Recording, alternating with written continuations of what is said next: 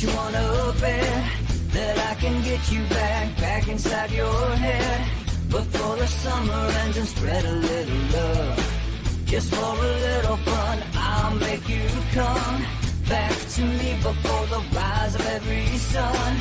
Baby, it's meant to be, I know you got a man, but you don't understand. You're gonna be a heartbreaker. You're such a love taker. So just suck me in and you can toss me like a cigarette. 'Cause I just wanna be a bad habit, yeah.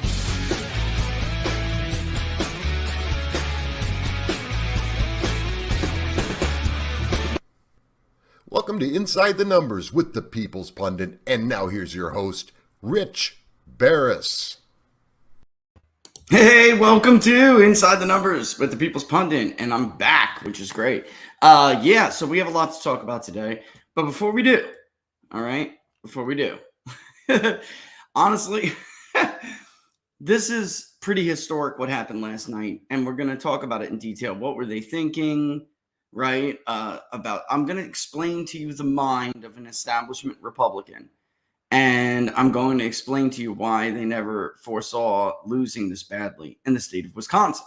All right, and we'll talk about the FBI raid. We also have a guest today from Minnesota, from the Iron Range, which I can't wait to get into because of the underlying shift. We had Minnesota primaries last night. Perfect timing to have him on. He is from the Minnesota Republican Party up in the Iron Range, St. Louis County. All right, so it is a very important area. Donald Trump had been shifting the Iron Range for years. Well, when he came along, the Iron Range was not pro-establishment Republican at all. And it's ancestral Democratic voting areas that under Donald Trump, really, we have seen this realignment. And, you know, it's an area that I've been arguing for a really long time. Republicans could do a lot better in if they had changed their message, if they had become a more populist party. Under Donald Trump, they've done that. And Trump did exceedingly well in the Iron Range, even though he lost the state by a larger amount. We did, of course, you know, we pulled that race. We overestimated Biden a little bit, but very clearly they didn't make the play for Minnesota the way, I think some would have hoped they do. But that really will all change. I mean, the direction the parties are headed, Donald Trump is winning this war, okay? He is winning the war for the Republican Party, and he is constantly embarrassing his former vice president. If you didn't read, if we have time, I'll go over it. But there was an excellent article in the Washington Examiner, basically one of the generals who was a Pence advisor saying, you know what, Kellogg, General Kellogg, basically saying that, you know, if I have to pick, if they make me choose during this primary, I'm picking Donald Trump. That Mike Pence has been led astray by advisors. He names people specifically, Mark Short, who I could tell you about, and that, you know, he listened to bad advice from his advisors, and that at the end of the day, he's Trump through and through. All right, so let me explain to you why they didn't see this coming. We're gonna put up the map here in a second, but they believed that Wisconsin was an area that they could win simply because in 2016, the nomination, Wisconsin voted for Ted Cruz. This is how these people think.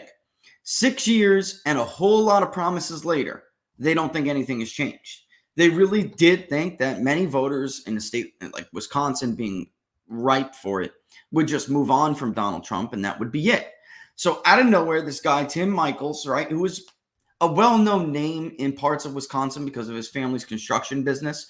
I don't know if he wants to tell you about it, but Don could share a lot of insight into this, Don Smith, because of the fact that, you know, they were competitors, or family businesses were competitors. But he does, and people always ask me, well, what do you think about? Look, Donald Trump endorsed him. I'm not sold that he's MAGA yet. I'm not. We'll see. He does have deep ties to Paul Ryan. However, Rebecca Kleefisch was a very popular lieutenant governor who stood by Scott Walker's side. By the way, if you want to blame somebody for what happened to Rebecca Kleefisch other than herself, you can blame Scott Walker, who set up that endorsement for Mike Pence to come in and put the stain on her. They really, look, this campaign, Don and I had watched crash and burn. I have never seen something mismanaged worse. Definitely not this year. There's been no campaign that's been mismanaged this year worse than the Kleefisch campaign. But they really didn't believe Donald Trump would get involved. They didn't think they'd hold a rally for Michaels. It was awful, awful decision making.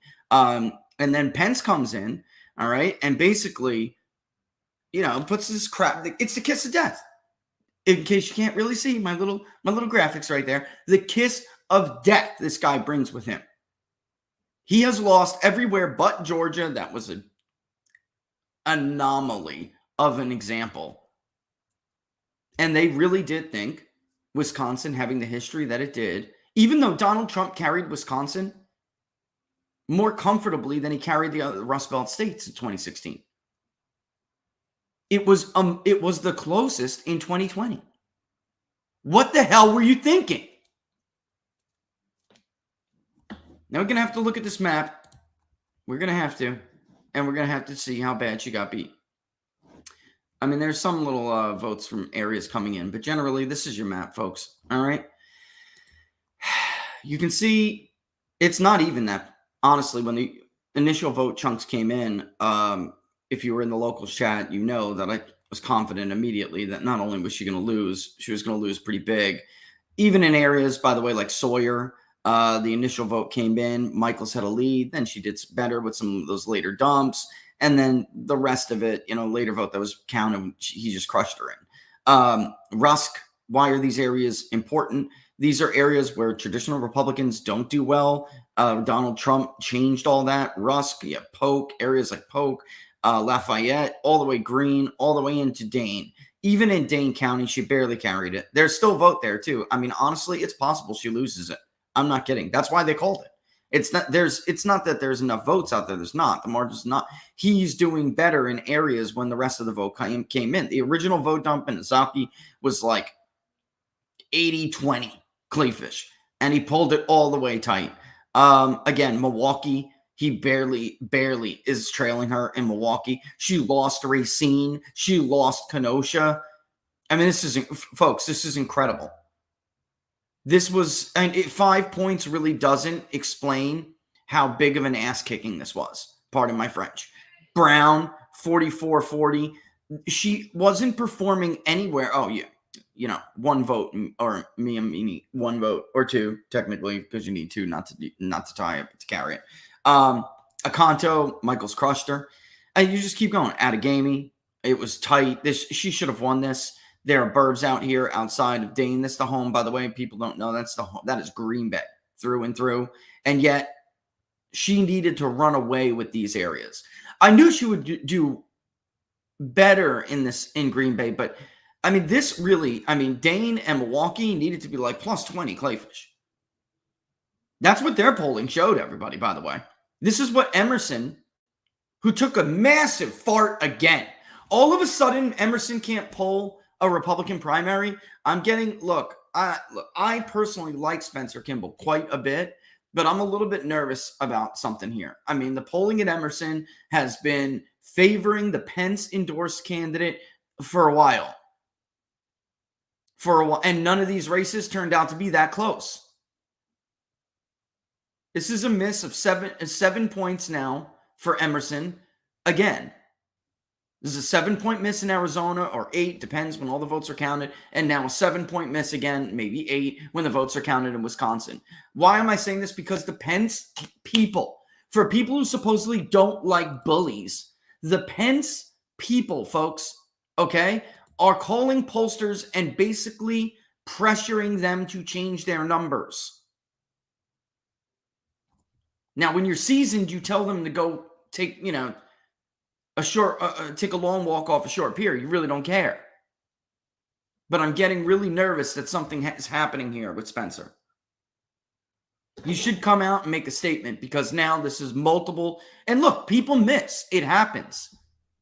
But why are we seeing these misses on one side? You underestimate J.D. Vance. You underestimate the Trump-endorsed candidate across the board. Maybe you just can't poll by maybe education. You're having a hard time reaching people. Maybe you're having a hard time with your model. But it's really not that, because the Emerson poll said she was winning the suburbs in Wow by 20 points. That's not possible if she lost to Racine and Kenosha. If you're winning, wow, by 20 points, you're carrying these two southeastern counties. When these two counties buck the trend of the rest of the region in the state, that candidate has a major problem. All right, this is usually a blue area, obviously, when the general election comes around, but yet Trump carried all this. This is not explainable. Milwaukee is 5 points, not even 5 points. Dane is 7 points. So what are they doing to get them to come to a Clayfish plus 20? Let me let you all in on a little secret. IVR stinks. There is some methodologies that incorporate IVR that are doing a pretty good job. Rasmussen reports are one of them. But you may look at Rasmussen and you can see that they are balancing that response bias. And it's more than a response bias. IVR simply doesn't reach everyone. It reaches older, whiter voters. And you're going to miss the rest of it. And Rasmussen, to balance that out, is incorporating opt-in online paneling. And they're using survey design to kind of make sure that everybody's well represented. And they've done a good job. They did a decent job in Arizona, right? I think it's time somebody looks and retools and figures out what the hell they're doing wrong. Michaels was grossly underestimated. It could be.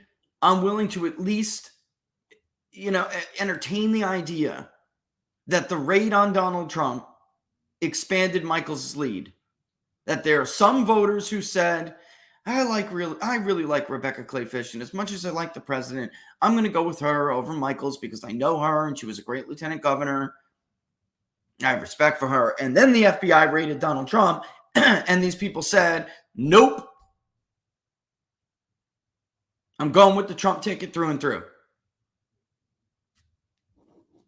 I'm willing to entertain that, but still, you're still looking at a big miss.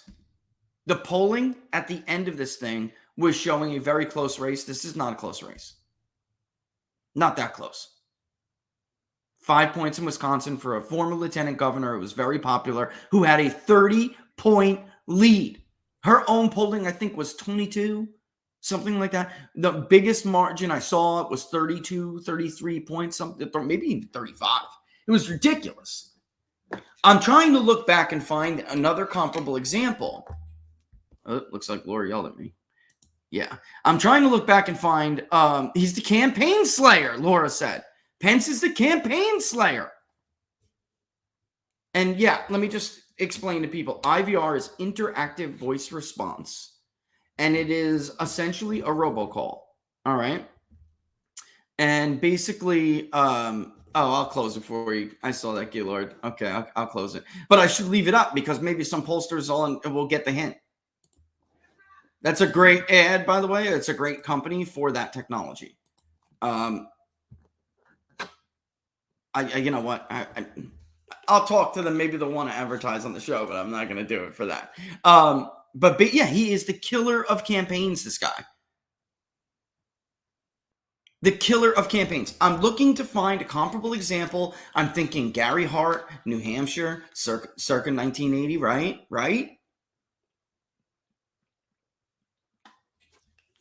But even Gary Hart is not comparable because he was caught having an affair. It was different. Rebecca Clayfish should have won this election hands down. They made the decision not even to ask for the president's support. They thought he would just kind of stay out of it. Then she drops the bomb. Nikki Haley, who she's been friends with for a while, that relationship came to the forefront a little bit later. Listen, the problem is the Rebecca who lost and got her butt whipped last night is not the Rebecca that people know when you know her. That's the saddest part about this. That woman was a rising star. She was a rock star. And she let these people, ultimately it's her fault. Because the candidate is ultimately in charge of their campaign. She let these idiots destroy her. And now her political future is ruined. Thank you, Mike Pence. Her political future is ruined. Did you see some of her ads? Oh my God. And I know he was her boss for all those years, but why in the hell would you listen to Scott Walker? He put himself on the ballot one too many times and lost. It was the Walker people who told the president that I was an amateur and that my warning signs about them flipping Wisconsin at 3 a.m. in the middle of the night were unfounded. We've been in these positions before. We know our state better than some outsider. And Mr. President, your margin is insurmountable. Remember that, Laura? And they believed him. He was wrong. Why would you listen to people who are constantly wrong? Worse yet, they're wrong about the most important things. The shifting of the electorate beneath their feet. They cannot get their footing. I find this sad. I loved watching Karen Taylor Robson go down. You're not going to pressure me. You're not going to mock my polling. They had some kid on the verge of tears. They bullied him so hard. And good for him for standing his ground, by the way, which he did. And they give you all these, you can't talk about it in the media or anything like that. Can't talk about it on one of the certain channels I'm streaming to right now. But the way they talk about it like the results are a foregone conclusion. You're going to look stupid. We know what the votes are. I don't understand what that means. I don't know what that means. And seriously, after a series of misses, I think when you miss that badly, it's not like they polled it 2 weeks before the election, people, and then decided broke one way over the other. Emerson pulled that right up into almost the day before Election Day. It's not like they missed something, like something could have happened, because things do happen.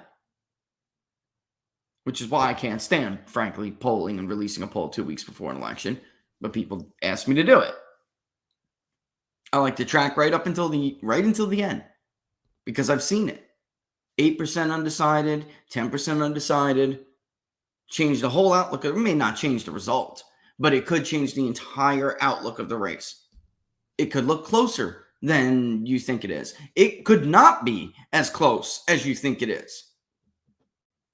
Which is maybe what happened there with Trafalgar. He had Michaels up. It was close. I think he had 0.4 of a percentage point. Someone can check that for me. I think 0.4 of a percentage point separated the two candidates.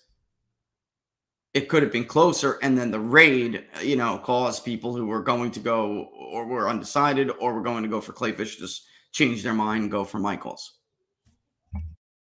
Again, things do happen like that. But that's not what happened here with Emerson again. So listen, let this be a lesson to everybody. Mike Pence is a loser again, and he gives you the kiss of death. So when he comes around with his endorsement, run in the other direction. This doesn't make me happy at all. I like Rebecca. I think she's a good person. I think she put her time in. I think she's proven and tested under fire. Yet when the real choice came, she made the wrong one. And she's not going to come back for this. I don't think she's going to come back from this. I don't see how she's going to do it. Maybe they need to run for a Senate, but you now have the stink of loser on you. That's Mike Pence's name tag right there. Look at that. He's got the L tattooed on his cheek. He has ruined her career, Justin, right? And she freaking let him. This is sad. I find it sad because she was solid. The unions came beating down their doors. She didn't buckle. They threw piss at them. You remember that? She didn't buckle. She held her ground, made Wisconsin a right to work. She was Walker's loyal number 2 and was there for him the whole way through. But frankly, look what Walker did. He made the wrong choice too. Walker hired George Will's wife to run his campaign. I'll let you in on a little secret too. In 2015, 2016, polling the Republican nomination, all right? Before Donald Trump gets in and then takes off like a bat out of hell. Walker was, hands down, Jeb Bush, Marco Rubio, all of them. It was a huge bench, you remember? Walker was hands down, before Donald Trump, the strongest candidate in that field. It wasn't even close. Why? He performed well in the Iowa caucus polling, and he was crushing it in New Hampshire. And then by the time that happens and you're around the corner and come south, you're going to win South Carolina. That's how primaries work. You get momentum. And actually, South Carolina's Republican electorate is a lot more like New Hampshire's electorate. It's more moderate than it is like the Iowa caucuses. Even though people think it's a southern state, the fact of the matter is it was a shock Donald Trump took every single delegate in the state of South Carolina because it's such a mix. You have the upstate country, right, or downstate, right, which is more definitely more conservative, more evangelical, more people who say, I am very conservative, as opposed to moderately conservative or slightly, however you word it as a pollster.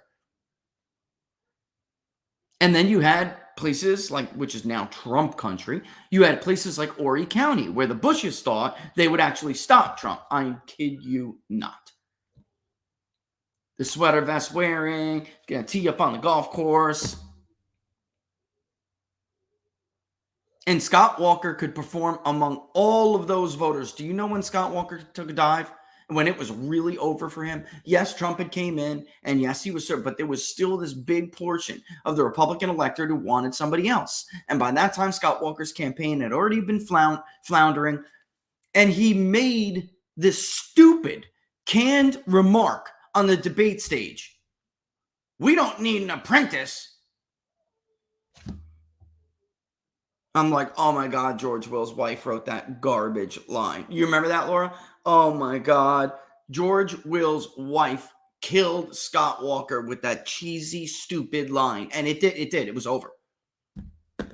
Only the GOP donors and Fox News workers were applauding that in the debate hall. Everybody else was like, oh my God, that was so corny. She just followed Scott Walker right off the damn cliff with the same idiots. Donald Trump is winning this war. Which is probably why they need to arrest him. Right, Mike? You don't care. You're just waiting on your FBI pals to go and take him out for you. Let's be real. Let's get real for a second. You cannot beat this guy at the ballot box. You freaking know you can't. Nikki Haley can't. You're all going to be drummed into a pulp. They're going to grind you up and spit you out. You're going to look like a bigger fool than you already look like right now. So you need to Hoover him. That's what you have to do. Because you're a coward and a loser.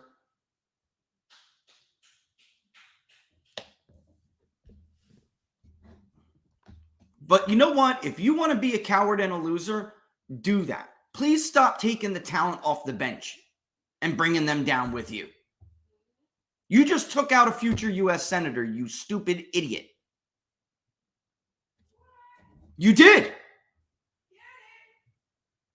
You are doing so much damage to your own party. Thus, if you believe in your party, it only follows logically that if you damage your party, you're damaging your country.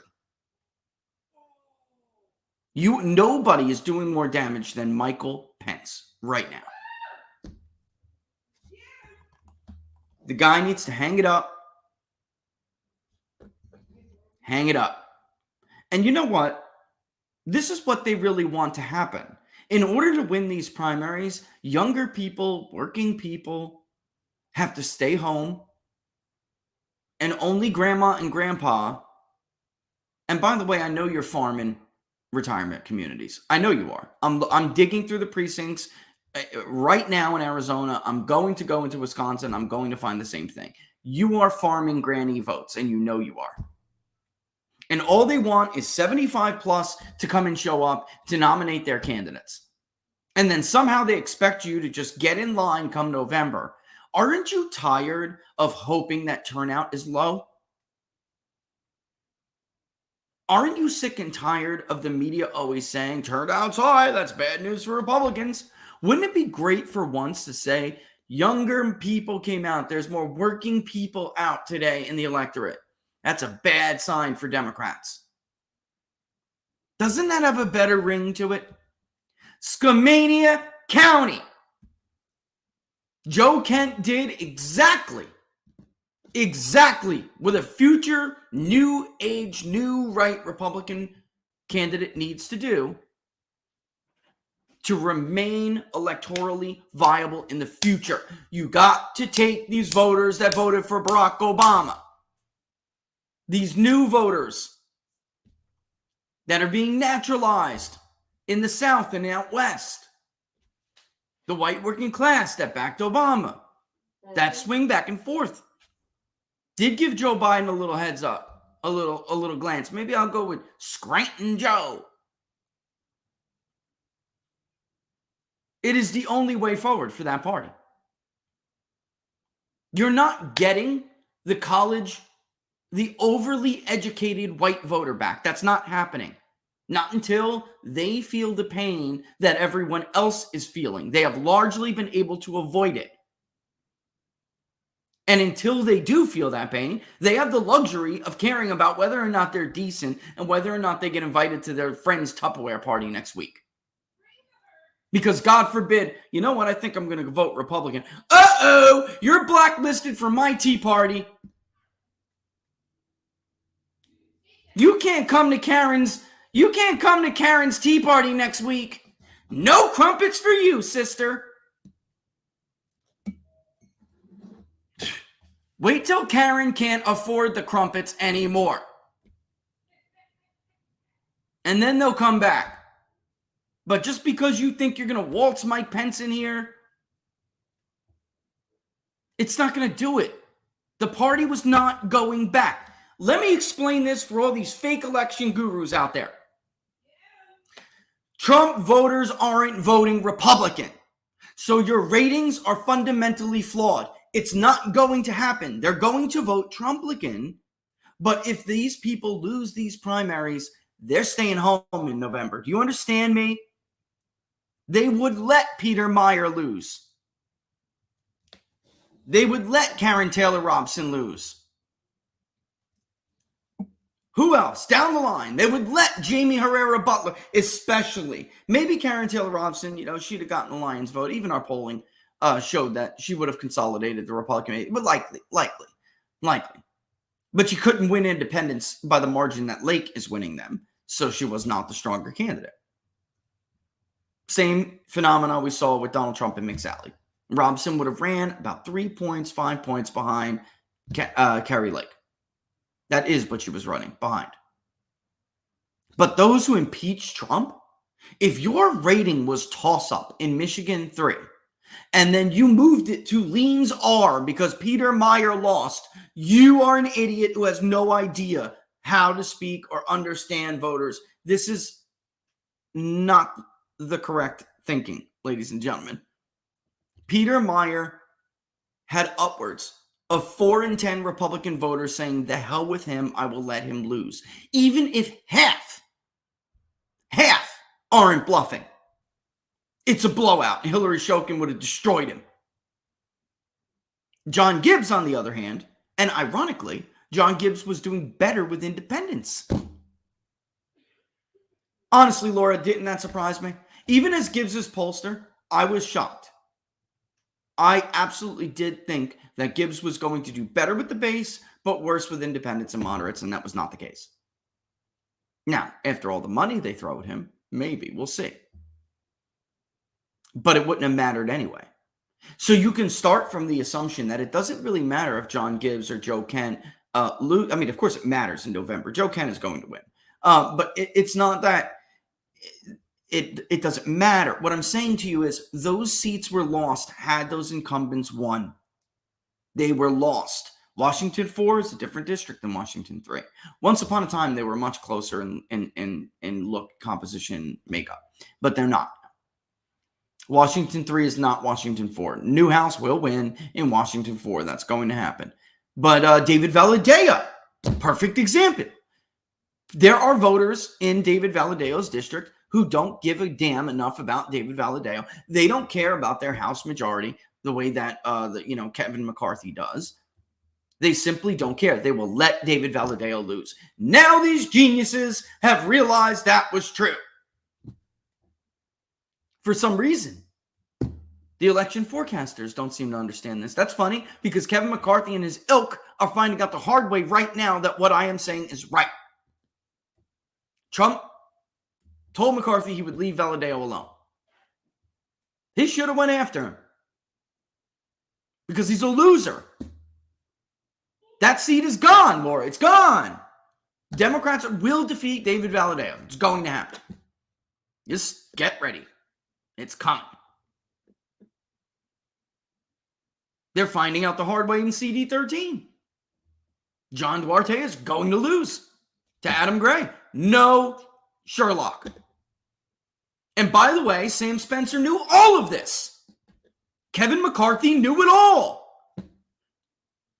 They handed Kevin McCarthy the polling as he was getting on the airplane. He looked over it on the flight. He knew John Duarte was a weaker candidate. He didn't care.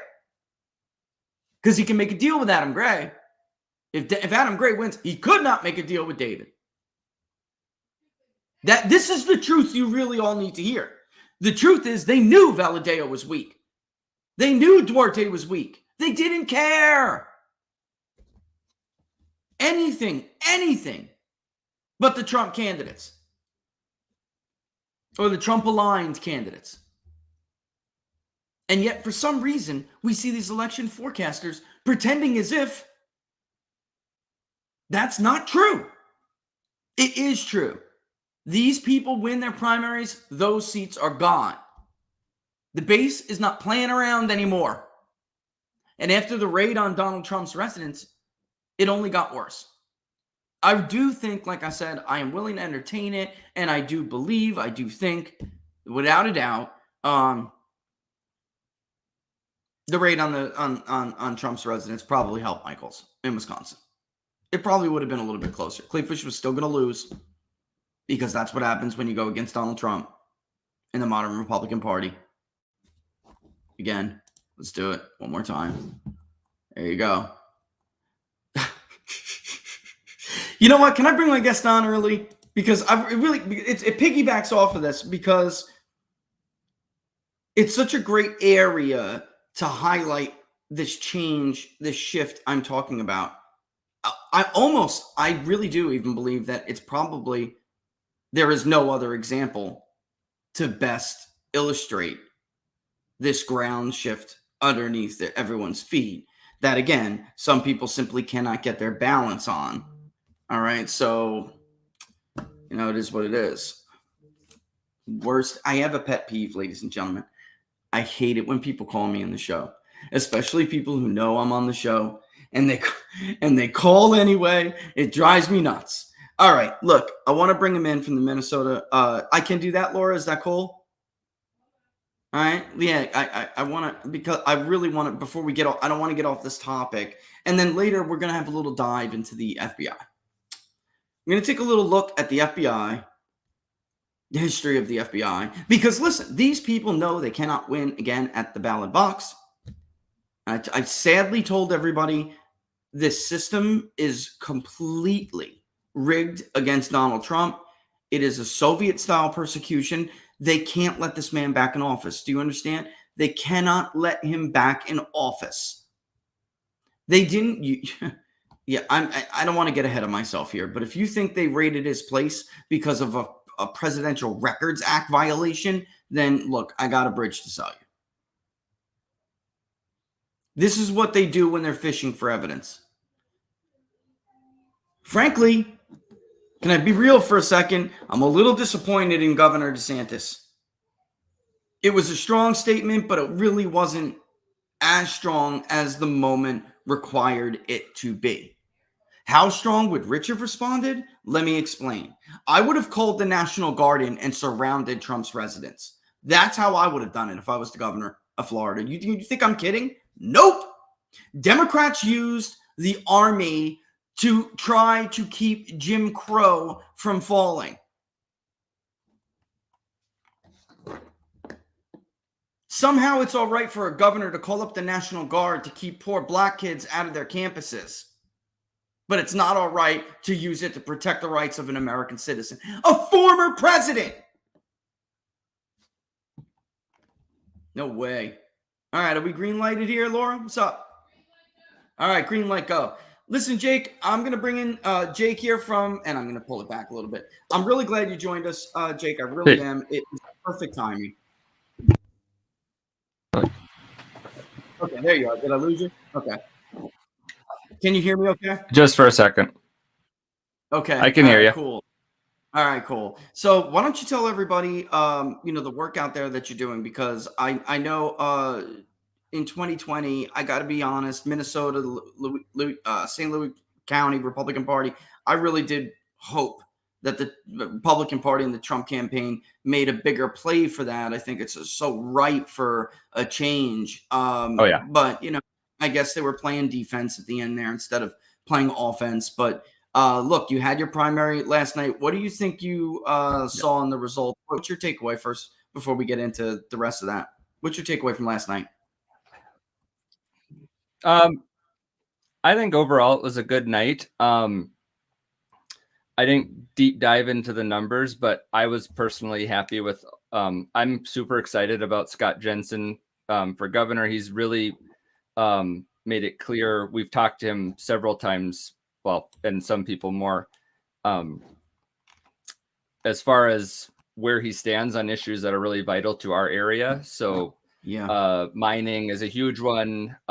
Workers and unions is another huge one that often flies under the radar of a lot of Republicans who just want to fall back on kind of, but aren't those tax and spend Democrats bad? The Iron Range is really ground zero for, as you said, this kind of realignment that I really believe is happening.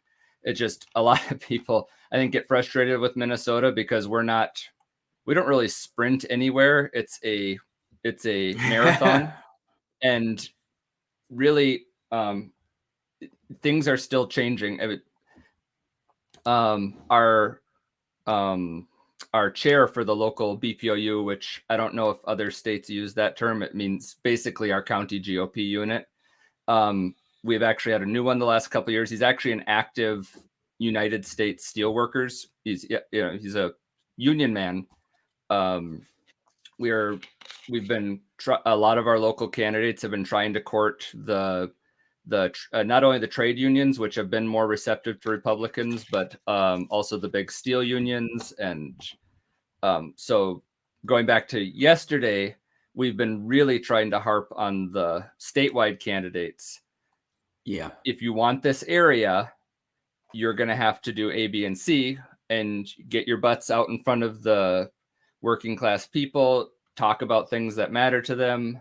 I tell any candidate who comes up from the cities, I usually pull them aside. Often it's at a spaghetti feed. I pull them aside and say, if you support right to work laws, you are losing the state and you are losing this area, period. End of story. Yeah. And I've had more than a few people. Well, we've got, if I can ramble for just a second. Yeah, go ahead. I'm just looking to pull a map up anyway. Go ahead. Oh, absolutely.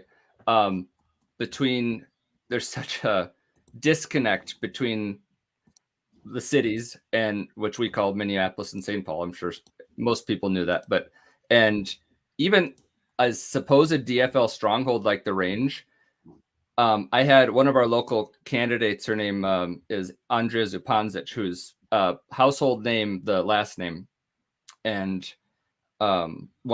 she's running for Senate District.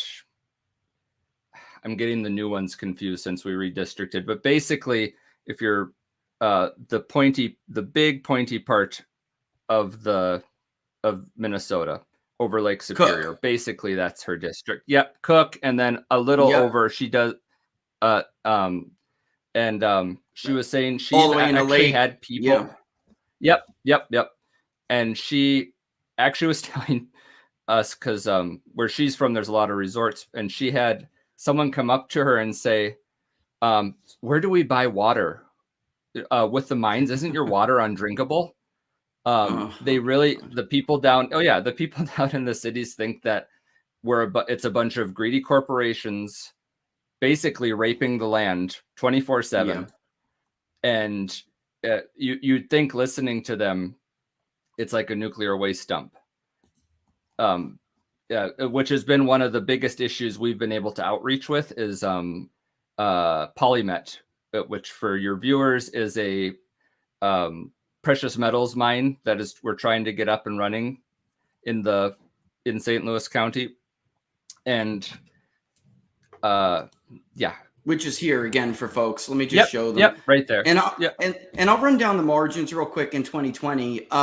This is again what I would say was my disappointment here was definitely your county. I felt like again, and that's what I'm going to ask you: what needs to be done to shift St. Louis to, like Carlton, which Donald Trump almost took, Lake, which he almost took.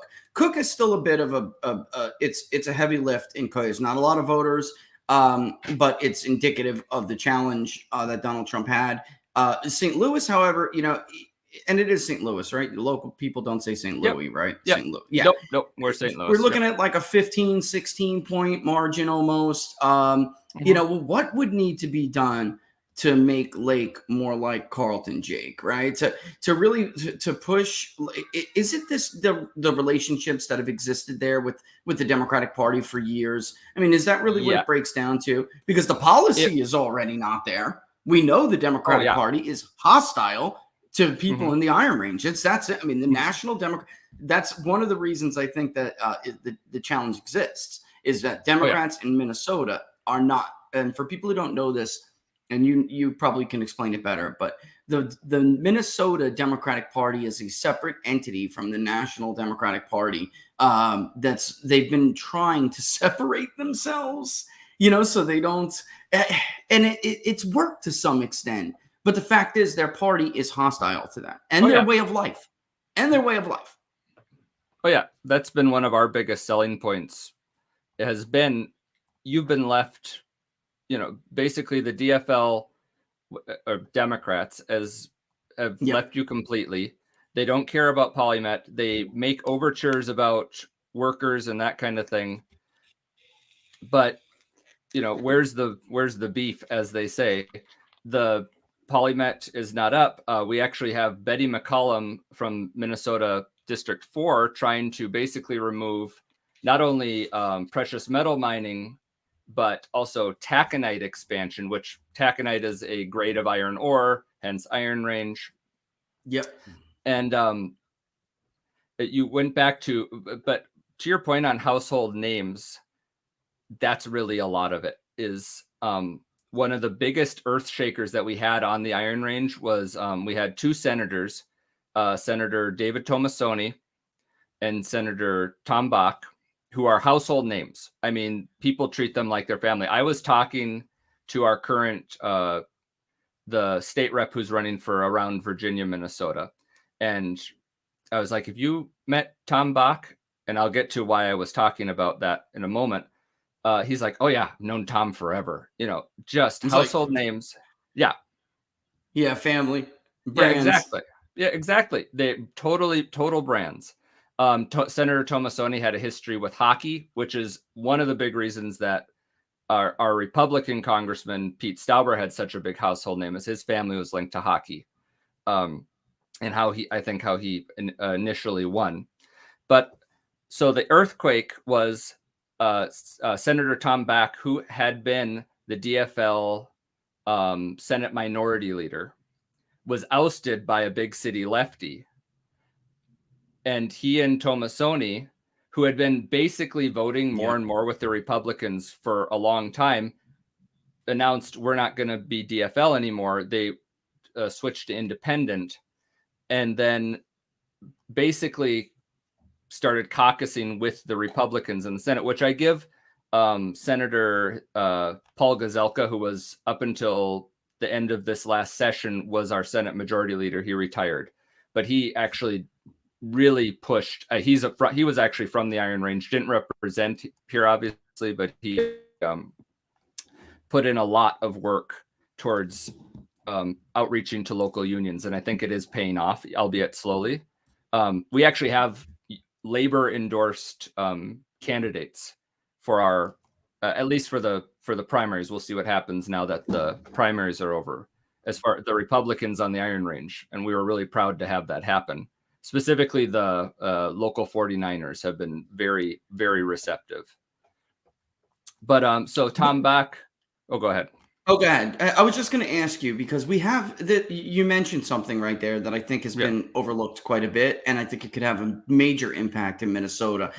Every time there is a more conservative candidate on the Republican side or a more Trumpy candidate on the Republican side, it's a huge story that they defeated the establishment candidate. What never gets spoken about or discussed is when lefties, take out the more traditional Democrats, and we saw that again in last night. And this was endorsed by Bernie Sanders. So the further to the left the Democratic Party moves, it obviously exacerbates these trends, right? So in Vermont, we saw the Vermont at large. I know it's another state, but we are seeing this everywhere. That happened. I'm forgetting the name, Rebecca Balin or something. She's a state senator, and she defeated the lieutenant governor. So this is everywhere. Is not Vermont. In a place like this, when what you just said happens, then it really is. It gives the Republican Party a fresh opportunity to say, look, they really DFL is really it's powerless to stop the National Party from moving in this direction. And if you vote Democrat, then their seat at the table is getting smaller and smaller. Go ahead. Go ahead. And the secret sauce. Did you speak to that? I really believe the secret sauce to that is that too often on the right, we make that pitch and it's completely true, but we don't back it up by, and this is MAGA and establishment candidates. I see it all over. We don't back it up by saying your priorities are now our priorities too, where they can be, where there's going to be crossover. So with the unions, you don't like right to work. We're done with that. Or you need, there's a lack on the Republican side of a new, I'm going to say more radical populist platform. And I'm not even sure what that looks like, but I think you have to have something to vote for as well as vote against. And that's right. So we're slowly seeing a trickle in Minnesota. I think when the Republicans figure out what that they need to look into what their constituents are voting. Why were they voting Democrat so long? A lot of it is household name, but there was good reasons. Even if it goes back to FDR. Okay, why did your grandpa vote for FDR? Okay, we can do that too. Or, at least this version of it that's within how we view the world. I think Republicans can make huge pitches on union issues, on healthcare, and the reason I say they can is because Trump did. He actually he blew out the Republican establishment. I remember talking heads getting ticked at him, and I mean good people like Ben Shapiro and all these other people who are good, dyed-in-the-wool conservatives. But when Trump, I remember I can't remember which business it was, but he was basically called them out for offshoring jobs. Yeah. And everyone got mad at him. It's like, no, this is where the electorate's at. Right. For all we talk about the Democrats writ large, their establishment being globalist, before Pete Stauber for two tries, we had a guy called, his name was Mills. He was actually part of, if you guys know Mills Fleet Farm, he was part of that family. And one of the things the unions shot at him, like right before the election, I remember it was like a day before the election, they had these signs up everywhere. Stuart Mills supports Chinese steel. And I'm sure it was because, I'm sure it was because it's over. Yeah, I don't even, exactly. I don't even know how true it was, but if he said I'm sure he was a very cerebral kind of dude. And when you ask him, well, what's your view on free trade? It's like, well, free trade, go down the talking point list. It's like, no, that when that talking point comes up, it's like, okay, where are you on trade? What are you feeling to your? It has to be something different. Yeah. So would you argue? I mean, that is really the number one policy challenge. That and the union issue. I mean, which, by the way, they overlap, right? Yeah, absolutely. Trade and union issues overlap. But the Republicans have been unable. I think that because they're in an identity crisis right now. The Trump side is winning, but because they've been unable to get a more unified message about where we stand on these issues. So, I watched in 2020. The Democrats in Minnesota or DFL, they knew that there was a potential problem with Trump. They had almost won the state before, and they really leaned on union members, and they really pushed that. Listen, last time you kind of did your thing. This time we need you to come back and circle the wagons around Biden. If you don't, there's probably going to be some problems for you. But Republicans just didn't have an answer for that, because when you have the president and the leader of the party constantly being undermined by the rest of the leaders in the legislature, it distorts the message. Like, what are these guys about? What if the Iron Range gives them a chance? Are they going to take Trump out and then go back to TPP or something? Like, this is a serious problem. It is. Would you agree? Would you agree that that for the Iron Range efforts in Minnesota, the more populist wing of this party winning is a good thing? For absolutely. Potential. Would you? Yeah. Would you? Yeah. I'd like talk about that. Yeah. I mean, it's just the establishment traditional Republican brand doesn't do well in these areas with these voters. They don't. I'm going to go further. I really don't think how Republicans have been talking the last, we'll say 20 years is really working anywhere anymore. Just some places really don't want to be Democrat, where others are like, well, I don't know. The identity crisis thing you said is bang on. And, sometimes it takes some pretty hardcore therapy to, take out a dual personality. So, I think, even in big cities, there's a large working class contingent in most of these. I know in Duluth, which is a lot of where that blue comes from nowadays. We have massive docks and different industrial kind of works. Those should be not easy pickings, but fair game for outreach. And to his credit, I think our current Congressman, Pete Stauber, he gets that better than practically, I would say, pretty much any other congressional Republican in Minnesota for sure. He's been on the Iron Range as much as he possibly can. He tries to get to different union, say, what would you call it? Q&As, that kind of thing, informationals. And I think more and more of that is needed. And I was looking at something on Twitter, and they said that I think it was Rochester, which is down south in Minnesota, 01, Congressional 1, switching just for a second. I'll show. Well, this is 2020, but yeah. I mean, this is so disappointing. Winona, he should have taken Winona.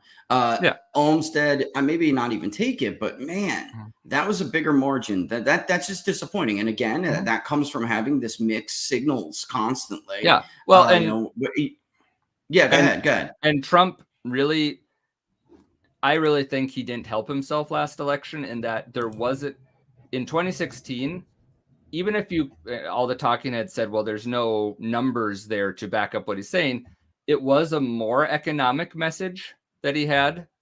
I think it was more we're bringing our jobs back. Where I think in 2020, it's not that wasn't there. It wasn't the highlight. And of course, of course, we had COVID, which was going to hurt any sitting president. I think, and maybe that's not correct, but I think that COVID taking center stage hurt his economic output, and without a doubt. And I do think that he listened a little too much to. He was surrounding himself with a lot of very traditional free traders. Yep. Which is, I'm not anti. I just think that the fair part of trade has to be in there, and that was part of Trump's appeal especially to the.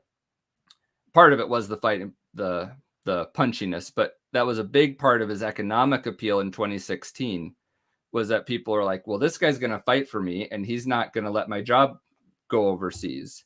Whereas by 2020, it's not that wasn't there. It's that I personally think he started to sound a little more like a traditional Republican than 2016. And just look at his renomination speech. He had one of the best lines I've ever heard for a place like the Iron Range. And he never repeated it. He said, Joe Biden has voted to send your sons to die in Iraq and your jobs to go to China. And that was the message in 2016. That was the central message, that this is what these people have done and this is what they will do. And he made direct overtures to unions, to the trade unions, to steel unions across the board. And he in 2020, like you said, COVID. I mean, you got to recognize that. But he went off message. I really, I mean, I was constant about this on the show leading up into the election. You should say nothing at this point other than what you said in that speech. You took 50 minutes or 55 minutes, and there was one sentence. You took 55 minutes to say something where I would have said that one sentence alone should have been your message, period. When I told Minnesota, people actually believed. We had a question we wanted to know because it gave us the temperature of the electorate. But we wanted to know who people thought were more likely to offshore jobs and start wars. And in Minnesota, overwhelmingly, people believed that Donald Trump was more likely to start another foreign conflict than Joe Biden. If that's true, I couldn't believe it. But I'm like, well, that's the message, Jake, and that's a failure. Mm-hmm. Well, and again, I wouldn't pull that up, but it wasn't close. It really was. It was like 55-35. I was like, oh wow, yeah. No, Minnesota is actually a very populist. Might be the wrong word, but it's a close word. And you can see we went for a lot. Trump resonated. I know up by us, I think Bernie Sanders resonated quite a bit. Yeah. And Bernie's 2016 message, yes, it was far left, but it wasn't super different than Trump's. And I think once Republicans can come home to that message and just say China, jobs, and basically not only jobs, but better jobs. I mean, the one of the reasons I started to really better jobs. Yes, better jobs. Well, part of the old Republicanism was not only everyone remembers the tariffs and internal improvements, but part of it was wage growth. I mean, they wanted good wages for the electorate, and then we kind of lost our way come the 90s.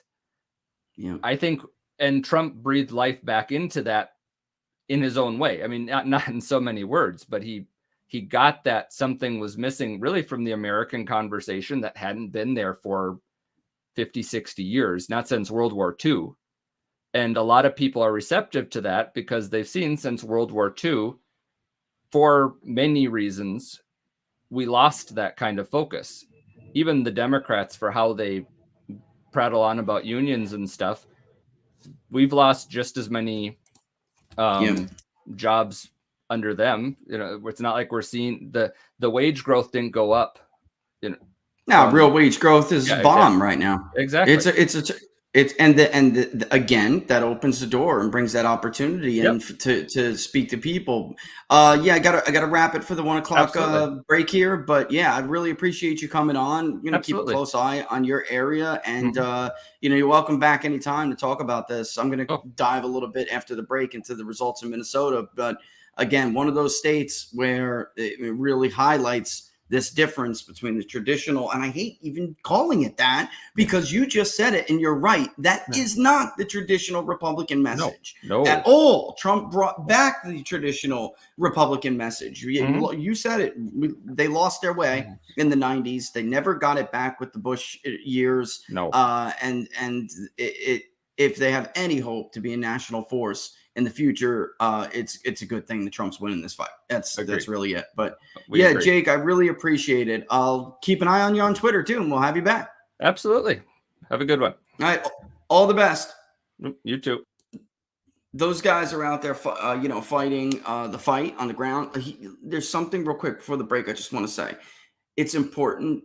That's face-to-face interaction right there. All right. You can't raise money and play ads and win those voters in that area. It's more than that. Minnesota is a super high participation state, always has been, one of the higher turnout states in the country, and they take their politics seriously.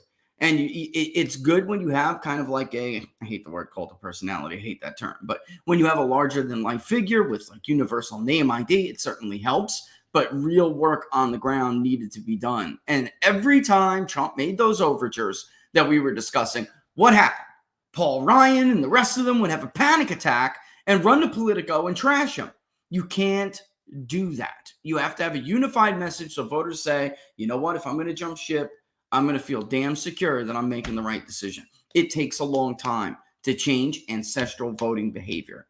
And it's one of the biggest tragedies of the Trump administration was that they constantly hindered him.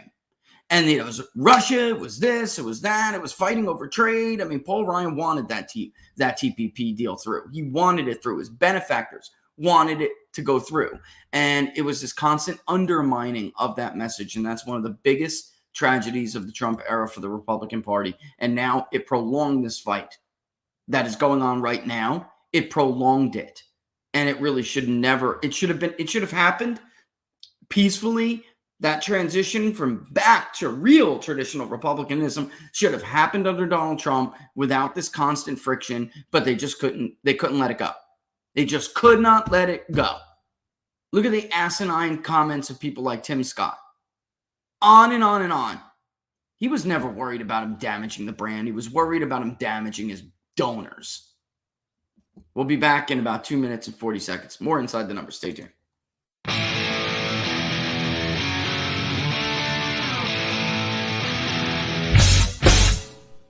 How much you wanna bet that I can get you back inside your head before the summer ends and spread a little love.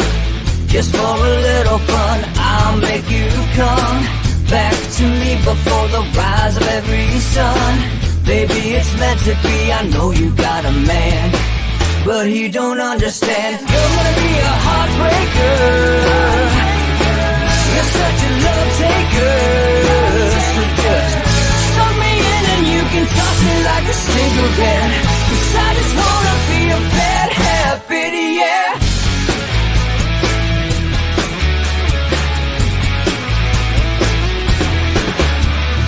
Rhythm in our love, it's impressive, excessive. You can't make this stuff up. My chest beats, it's restless, wakes the neighbors up above. Yeah, baby, come and show me love. Baby, come and show me love. Because you're gonna be a heartbreaker. You're such a love taker.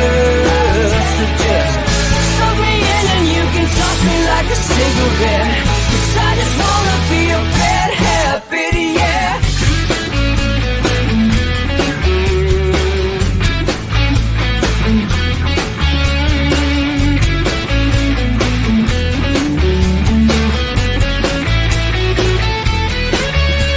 We can get on a plane and take a one-way ride. Steal us away to find a place we can hide. It wouldn't take much to spear for a knife to give into the need and leave it all behind. Cause I know that you know that I know that you want me. You told me, now show me, come blow me away. Cause I know that you know that I know that you want me. You told me, now show me, come blow me away. You're gonna be a heartbreaker. You're such a love taker. So just suck me in and you can toss me like a cigarette. Cause I just wanna be a bad habit, yeah. You're gonna be a heartbreaker. You're such a love taker. So just suck me in and you can toss me like a cigarette. Cause I just wanna be a bad habit, yeah. Suck me in and you can toss me like a cigarette. Cause I just wanna be a bad habit, yeah.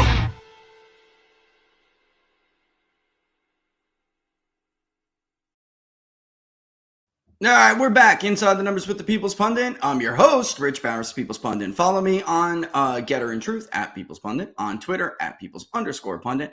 But of course, the best way to follow what we're doing is on our locals community, peoplespundit.locals.com. Even if you become a member, not a supporter, at least you'll know what's going on if and when something happens, like I get vaporized. Okay. Yeah, and definitely follow. I saw that, Laura. Follow the best producer ever at Laura Barris on Getter and Truth. And you can also, when you join the locals community, find Laura there. A lot of people find her to be cooler than me on locals. All right. This is the question of the day. What do you think about Royce White? All right. It's one of the questions of the day. And we have to get into the Finstad race. And then we have to have our little talk about the FBI, which is, and always has been, a criminal organization. And it is completely out of control. And if something is not done with it, there is going to be basically a Gestapo in this country. There already is. Let me tell you something, folks. The FBI for right now is focused on Donald Trump. That's for him. The IRS agents that the 90,000 new IRS agents damn near are for you. They are coming for people. And if you don't see the handwriting on the wall here, time to wake up. I don't care if you're a Republican, you're a Democrat. If this was happening to Bernie Sanders, I would be just as furious as I am now. Joe Biden is not the president. Barack Obama is the president. And he's free to do whatever he wants because he doesn't have to worry about being elected. Joe Biden can't even put his jacket on. Did you see that the other day? It was a complete and total embarrassment. I will try to spend some time on Pennsylvania. I don't know if I'm going to have the time to do, but maybe I'll do a local stream on Pennsylvania. But Dr. Oz, man, get your damn act together. He is campaigning more than Fetterman. There's no doubt about it. But Fetterman is just constantly going on and on about this carpetbagger thing. The New Jersey Day video, did you guys see that yesterday? Fetterman can't even talk. Health is fair game. When you stroke out on the campaign trail, health is fair game. When that stroke leaves you apparently unable to complete full sentences, it is fair game. Oz, you're a heart surgeon. The material writes itself. I don't want to come across mean. Up yours, it's Pennsylvania. You're going to come across as mean anyway in Delaware County, okay? That's not your problem. The people in Luzerne are your priority. My God, man. And Dave McCormick, finally. Good for you. You're going to go around campaign for Oz. Help him round them up in the T, in the conservative areas of the T. But this is an embarrassment. You're losing to a guy who can't dress himself and can't speak sentences. Something's wrong. However, I don't think he's down by 11. Fox News polls suck. I don't know in case anybody hasn't figured it out yet. Fox News can't poll at all, and they definitely cannot poll the Rust Belt and Mid-Atlantic. Nor can they poll Florida, et cetera, et cetera. I mean, man, well, Rich, that's basically every battleground state. Yes, it's my point. But I will tell you this. I don't think J.D. Vance is down to Tim Ryan. Bloomberg interviewed me at CPAC, as a matter of fact, after I got off the stage with Bannon, and we were talking about this. He's even from it. He's from Ohio, and he's like, it's just no way Tim Ryan can win that state anymore. Yeah, I'd say, Andrew, that's probably a pretty good estimate. It's probably down by like 5 in Pennsylvania. That's probably a much better estimate. But I'm telling you, I remember the Biden plus 5s, the Biden plus 4s in Ohio in the same period, in the late summer, early September. And I remember, he's not down. That's right, Evan. He is not down. You know what? I'm going to pull it up and I'm going to show people. I'm going off a little bit here, but I want to show you what it looked like when the New York Times and the Washington Post and Fox News all had Biden up in states like Ohio and Iowa. If you remember, if you were a fan for that long, you remember Barnes and I going over the data sets in MarketSite, like, Robert, this is not close. Robert, this is not close. What are they talking about? We were going on and on about it. Here is Ohio. Hold on, let me share it. And I know it's hard for everyone to see. We're trying to work on figuring out something that people can see better. Here's Ohio. Those are all the variables. I mean, it's really not boring, actually. It's kind of cool. All right, so let me just show you real quick. The response ID, that is the ID from either if they're a panel or they're off the voter file. That's their API ID. All right, time started, time submitted, blah, blah, blah. The referrer, how did we get them? Referrer can be like mode, whether or not they took it by phone. What user agent did they do? IPs, longitude, latitude, all the way down the line. The survey was huge, but I'm just going to show you because it was a huge survey. But I'm just going to show you the crosstabs here, okay? It was never close. Ladies and gentlemen, it was never close. All right, let me put this up. This is what we found on the same day that Fox News put out Biden plus 5 in Ohio. Okay, and the New York Times had Biden up by 4 or something like that. This is what we got. What's interesting about it, too, go look at the exit polls, vote for president, the motivation. Okay, if we use president, for whom would you vote? Cross by, which is your vote more a vote for your candidate or against their opponent? 64% of Trump voters said that their vote was for my candidate. Only 33 said it was against. All right. Against my opponent. With Biden, it was basically the complete opposite. Go look at the exit polls and you will see right now that is right on the money with the exit polls. The results weren't changing. He was never down in Ohio. Never. His lead was ranging from a low of like 6 to a high of 10. And in this one, he was up 49 to 40. It was not close. He won men. He won women. He almost took 18 to 29 like he did in 16, by the way. He took 30 to 44, 45 to 64. 65 plus. He took white voters. He took a huge chunk of black voters. He was winning the Hispanic vote in the Rust Belt in our polling. He was getting crushed by Asians, among Asians. There was no Republican loss for Donald Trump in the state of Ohio. Joe Biden was taking 3%, while Donald Trump was taking 13% of the Democratic vote. He was down among independents and third-party voters, but there were so few of them. Why? Because the 2016 independent voter was now a firm Trumplican in the state of Ohio. So the independent vote was just simply more Democratic. It's not that those people shifted and changed their minds. They did not. They became Republicans. He was winning 83% of conservatives. And the electorate was like R plus 8. They just don't know how to poll the state of Ohio. They don't know how to do it. And I'm telling you, we're going to poll with CD Media soon. We're either going to do Pennsylvania, Ohio, or both. And I'm telling you, J.D. Vance is ahead. Is it a big lead? Probably not. I don't know. I want to poll it myself. But there is no way Tim Ryan is going to win in November against J.D. Vance. You don't know how to poll the state. All right. I just wanted to show that real quick. Word on, you know what, my thoughts on Royce, by the way. Yeah, I mean, there is one, by the way, there is one L for Trump last night. Adam Steen is going to fall about 200 votes short of beating Robin Voss. All right. But back to Minnesota. Okay. Where are we? Hold on. Let me get this. This Brad Finstad versus Jeff Ettinger race, a lot of hoopla is being made about it. Donald Trump won this district overwhelmingly by 20 points. The Republican won by about 4. Okay. It's still, you guys, this, you know, now it's a toss up. Oh my God. That's a bad sign for Republicans. Everything's a bad sign for Republicans. Let me recap. First of all, in 2018, in the midterms and the primaries, Democrats outvoted Republicans in this district. That did not happen last night. Republicans outvoted Democrats.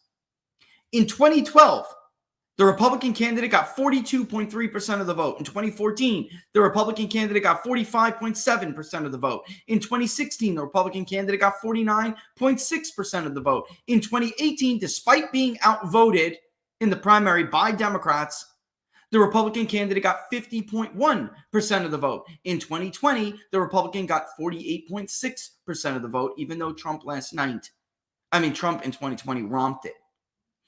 Last night, the Republican candidate now, as of right now, is sitting at 51, a little bit over 51% of the vote. So, again, it's a very different, no, Republicans aren't Donald Trump. Stop comparing them, especially, we just had Jake on to talk about Minnesota. It was Trump who won it by 20 points. Republicans had not been winning it by 20 points. So to compare the president's margin with Brad Finstad's margin last night is ridiculous. You are playing games and you are twisting data to fit your narrative. The comparison is Republican congressional candidate share to Republican congressional candidate share. Does it matter how much they underperform their president? Only when the president is a sitting president and you're worrying about his impact on voters in congressional districts. Comparing to the prior president is not as important as comparing to the actual vote share of the prior GOP or Democratic congressional candidate. They never performed as good as Donald Trump in these areas. Never. So I don't know what you're expecting. You were expecting a 60-40 split? Well, not until every single damn Republican is like Donald Trump. Then you can expect a 60-40 split in that district. But they're not. As we stated, they're in an identity crisis. And that super chat, what were you really thinking about specifically? If you just put, Laura, just keep an eye out for his response. But what were you thinking about specifically with Royce? All right. And Czar Bomba, I was just talking about that, right? That is fear mongering. They're looking to see if they can find something to help their narrative. It's that simple. I mean, in the state, and it's getting a little glitchy because there's a lot of data up, but Brad Finstad won 76% of the vote. It was just under 49,000 votes, about 48,565 on the money, not about. All right, there's still votes left to be reported in both, okay? Jeff Ettinger did get more votes, but that's because he had less competition. James Rainwater and George Calber were not serious threats to Jeff Ettinger. All right, while Jeremy Munson put up a fight against Brad Finstad. I know he only got a quarter of the vote, but that's still a fight, okay? Altogether, though, there were 64,000 Republican votes in the Republican primary. There were only 56,000 Democratic votes in the Democratic primary. Again, in this district in 18, Democrats outvoted Republicans, and yet the Republicans still were able to hold on, okay? And they underperformed Trump significantly in 2020. They didn't even get a majority, 48.6%.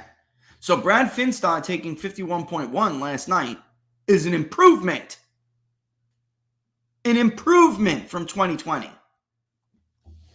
My God, man.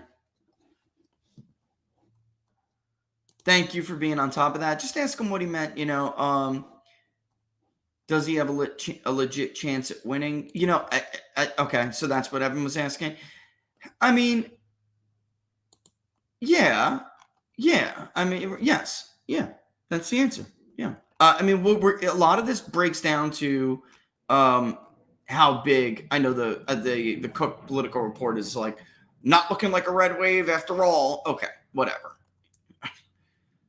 The last two highly predictive things we have seen, I just went over one. The other one is primary vote shares in Washington state.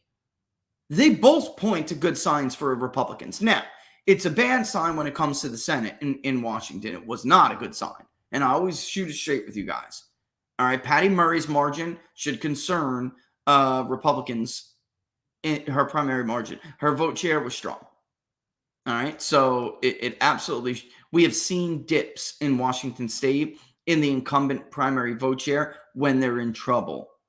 It correlates with them it actually being a contested race. What I saw out of Patty Murray last week, it suggested that it's not. Now that could be only indicative of Washington Senate, but in the past, I'm telling you, it has had predictive value.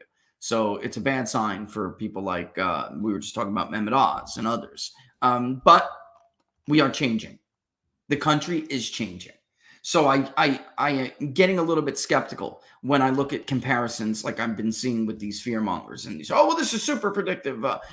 Washington state is not Pennsylvania. It's not even close anymore. So at some point, certain predictive indicators become less predictive as the coalition shift, demographics change. So it is possible. I'm just telling you the legit truth, which is that if Republicans appear to really be excelling in their Senate chances, we would have seen maybe 52% out of Patty Murray last time. That's what we would have expected anyway. Instead, we got like 56.5, which is, or 58 even. I think it may have went up, which is a bad sign for the Republican challenger. All right, but somebody like Royce, again, we really need to see. Let's turn the corner on Labor Day and see if there really can be big blood. There are always those races where people get surprised. That could be one of them. Another one, by the way, like a gubernatorial election in Connecticut, something like that. Republicans are just looking like they're not doing as well. Bob Stefanowski is not running a great campaign. He barely lost in 2018. He should be up right now, and he's not. So there are warning signs for Republicans. I just don't think they're death knells. I think what's happening is that Republicans are fighting, again, this identity crisis, and one side who is losing is being bitter right now. Okay, that's what's happening. They're being bitter. They want to take their ball and go home. Think Meghan McCain. Okay, think stuff like that. They're bitter.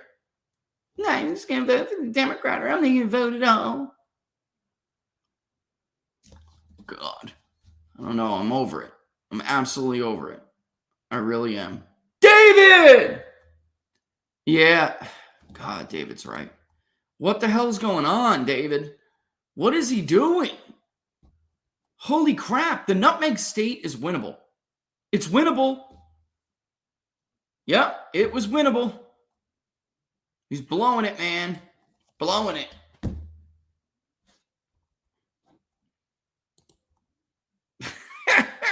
Laura usually handles this, but I just saw that and I had to click on it. Did Patty Murray's vote came down to 52.8? Are you sure about that? If so, then that's actually a good sign. When the last time I looked at it, it was high. Let me see. Let's go back and check before we move on to our historical analysis of the FBI. And actually, it's not going to be historical analysis. I'm just going to point out a very simple truth about how the FBI was started. I want to bring one person. There is a person who perhaps is more indicative about what the FBI is all about than anybody. And I want to talk about him. All right. By the way, look at Kerry. Kerry, there are still a few votes to be counted. It's ridiculous in Arizona. Count your votes. But every time they do, Carrie Lake's lead bumps up more. She's going to take that last batch in Graham, too. What else we got? We still have Santa Cruz. There's votes in Santa Cruz, which Carrie was winning like 50-38. Pima County still has votes, which she was winning 53, 33, 36, something like that. She was just killing it. I mean, guys, count your damn votes. It's ridiculous. No, Patty Murray got 57%. Maybe something when you looked last time. It was at 50. I remember it being low too. But then, Washington taking forever to count their votes, guys. Joe Kent is definitely going to win. I'm telling you right now, he is going to win. Joe Kent is going to be a congressman. If they don't blow the look, Joe's got to make some changes. I'm just going to say this publicly. Joe's got to make some changes or he's not going to be able to fundraise. And they know what I'm talking about. You need money. You need money to win elections. And Perez is going to throw everything at you. They're going to give her money to throw everything at you. That is going to happen. But to lean that to a toss-up now because Joe Kent won, it's ridiculous. Again, two-party vote shares. Republicans outvoted them basically 65-35. Not even. Actually, it's more. It's crazy. Crazy. It's like 66-33 or something like that. I mean, these people are nuts, man. These people are nuts. Don't believe polling in Maine, Jim. It's horrible. It's awful. There is one pollster in Maine who is good, and he polled for the Bangor Times, I think it is. They DDRI, I think they are, something like that. They're the only ones. They were out there on a limb saying that Trump was going to win Maine's 2nd congressional district, and they did. They were saying that let me get it up. They were saying Susan Collins was not in trouble. She was not. All the other polls showed something else, and it was they are the only pollster for the last 2 presidential cycles to get it right. And I want to get their name for you because I got time to read this thing. Maine 2020. Oh, come on, polls, man, polls, not results, polls. Maine polls. I'll just put Maine. Maybe I'm screwing up the thing. Maine polls 2020, 270. I like honestly, people want to know. I like 270 to win for presidential polling. I think that they're clean. It's a clean site. It's not filled with all this crap, which really is just terrible. It's just awful. They don't allocate this pollster that I'm talking about. Why? Why don't you allocate? Oh, it's under Bangor Daily News. Excuse me. But the pollster is, I want to get it for you. They deserve a shout out. They've done a phenomenal job against the grain. DRI, Digital Research Inc. And their crosstabs are serious. Their methodological statement is serious. They do a good job. I like that firm and I trust them. All right. They know how to poll Maine. Look at this. You ready? Emerson College, Maine 2nd Congressional District. Emerson College, 50 Biden, 47 Trump. Survey USA, 48 Biden, 45 Trump. Colby College, 46 Biden, 42 Trump. Pan Atlantic Research, 47 Biden, 43 Trump. All the way down to the New York Times, 47 Biden, 45 Trump. They were the only freaking pollster. Biden, Trump 49, Biden 41. They nailed it. Trump won it by 8 points against everybody else's averages. And only they skewed it within a legitimate competitive race. If all of the other polling averages were just by themselves, it would have been a very clear Biden advantage. It was 46.4 for Biden, 45.2 for Trump. And the only reason, again, that it looked competitive is because of this pollster. Look at how they stand. This is courage. I want to explain to you how hard it is to be this courageous when you're being bombarded by everybody else's crappy polling. And you know that you're right. I just showed you with Ohio. I did an entire episode that day showing people the raw data, explaining how badly I would have had to manipulate the raw data to get Biden anywhere near Trump in Ohio. Forget about a lead. If you remember that episode, longtime watchers, I showed you how badly I had to manipulate it to get it to a Trump +4.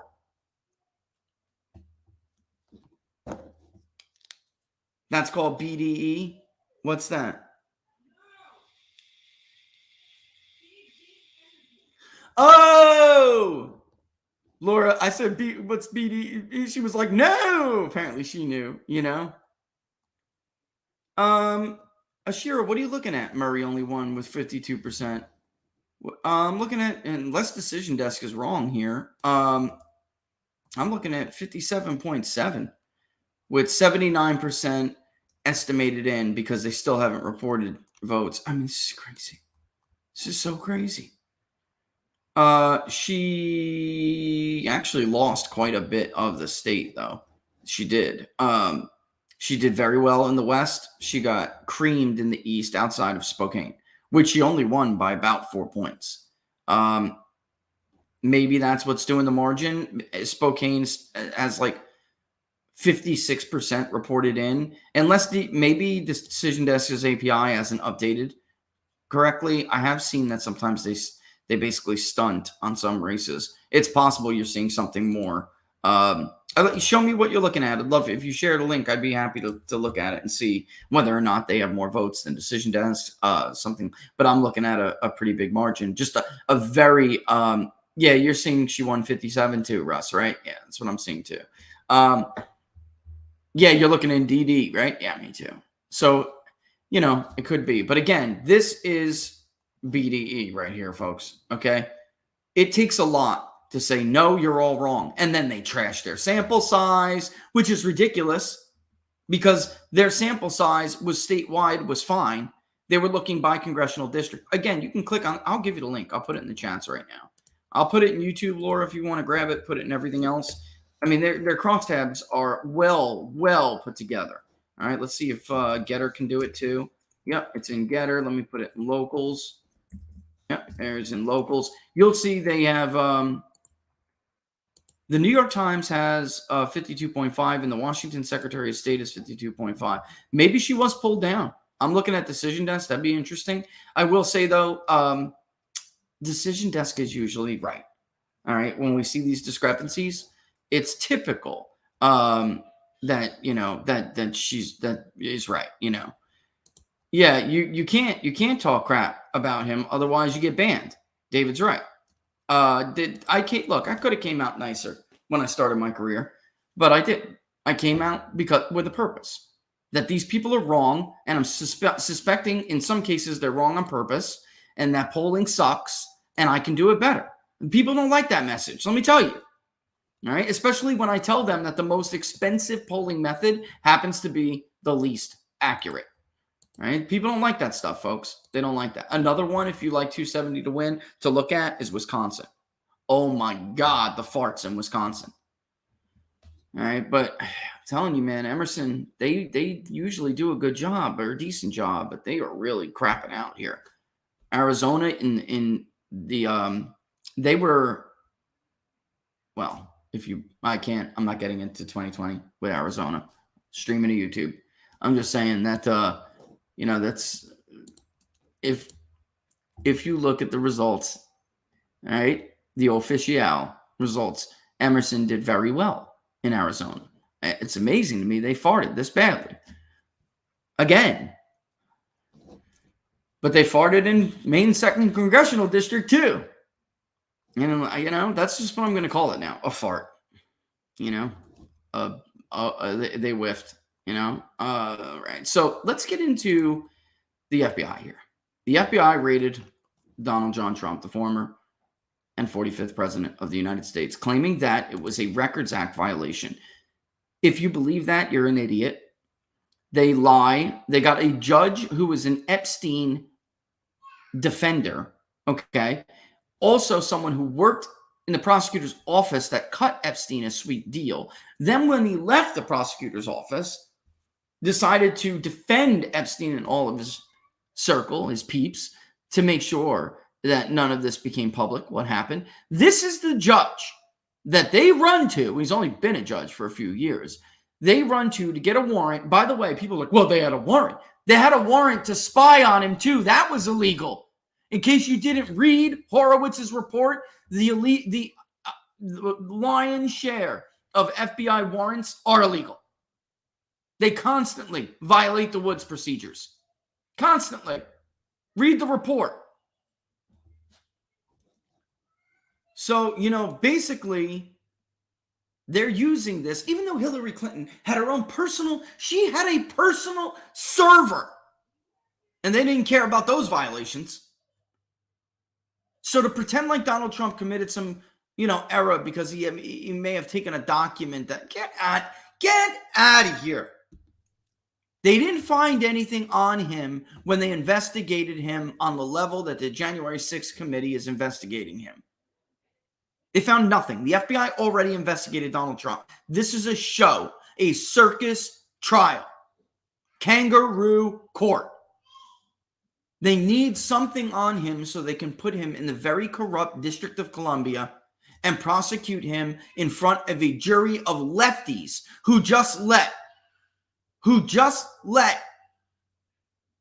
the worst offender in the entire investigation, Bill Barr appointed in the genesis of the Russia probe, Michael Sussman. They just let him walk. They let him walk on the same charge they fried Michael Flynn over. And they did so without even pretending that they thought he was innocent. They just thought it was a stupid charge. It wasn't stupid to prosecute Michael Flynn over, George Papadopoulos, or anybody else for that matter.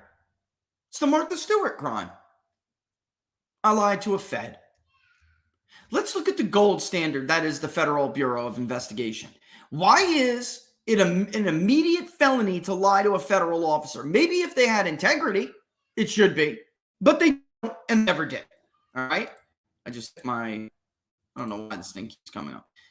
This idea of a G-man that's a good guy is a fabrication. It's a creation of an extremely corrupt man who used to portray himself as the arresting officer G-man in propaganda that he wasted the budget on. It has never been true. The FBI was created to go after criminals like John Dillinger, other bank robbers, interstate people, okay? And they, in fact, couldn't get the job done, acting with the high levels of integrity that they claim to have. So they just lost that, they just shed that integrity. They became a criminal organization, and they did it from the beginning. They were never the good guys. Never. You know, and I think a lot of Republicans have been duped by like the Reagan era, right? You know, they came in and there was this feeling, this era of good feeling. These guys are good. These, you know, these are the good guys. What a load of crap. Anyway, Hoover, I want to introduce you to somebody. Hoover appoints someone to go after John Dillinger. Okay? His name was Special Agent Melvin Purvis, played by that guy. That's not what he really looked like. This is what he really looked like. All right? Melvin was a man of integrity, or at least he was before Herbert Hoover destroyed him. And Herbert Hoover wanted, like, this look on the FBI that's educated. They're educated. Oh, I don't know why you know what? I don't want to say her name, the voice command lady. She's going nuts and opening up all sorts of applications. But anyway, Herbert Hoover wanted to portray the FBI as a bunch of like Boy Scout educated people going after these rough and tumble bad guys. John Dillinger was among the most notorious. All right. And in truth, he was not as bad as people like Babyface Nelson. He really did not. He liked, clean bank robbery. He didn't shoot people for the hell of shooting them. But yes, definitely people got killed. All right. He was not the worst. He was just the most successful. They portrayed him as the worst because he was so damn good at it and because he embarrassed them over and over and over. The man escaped prison like 3 times. All right. It was getting really, really embarrassing. All right, so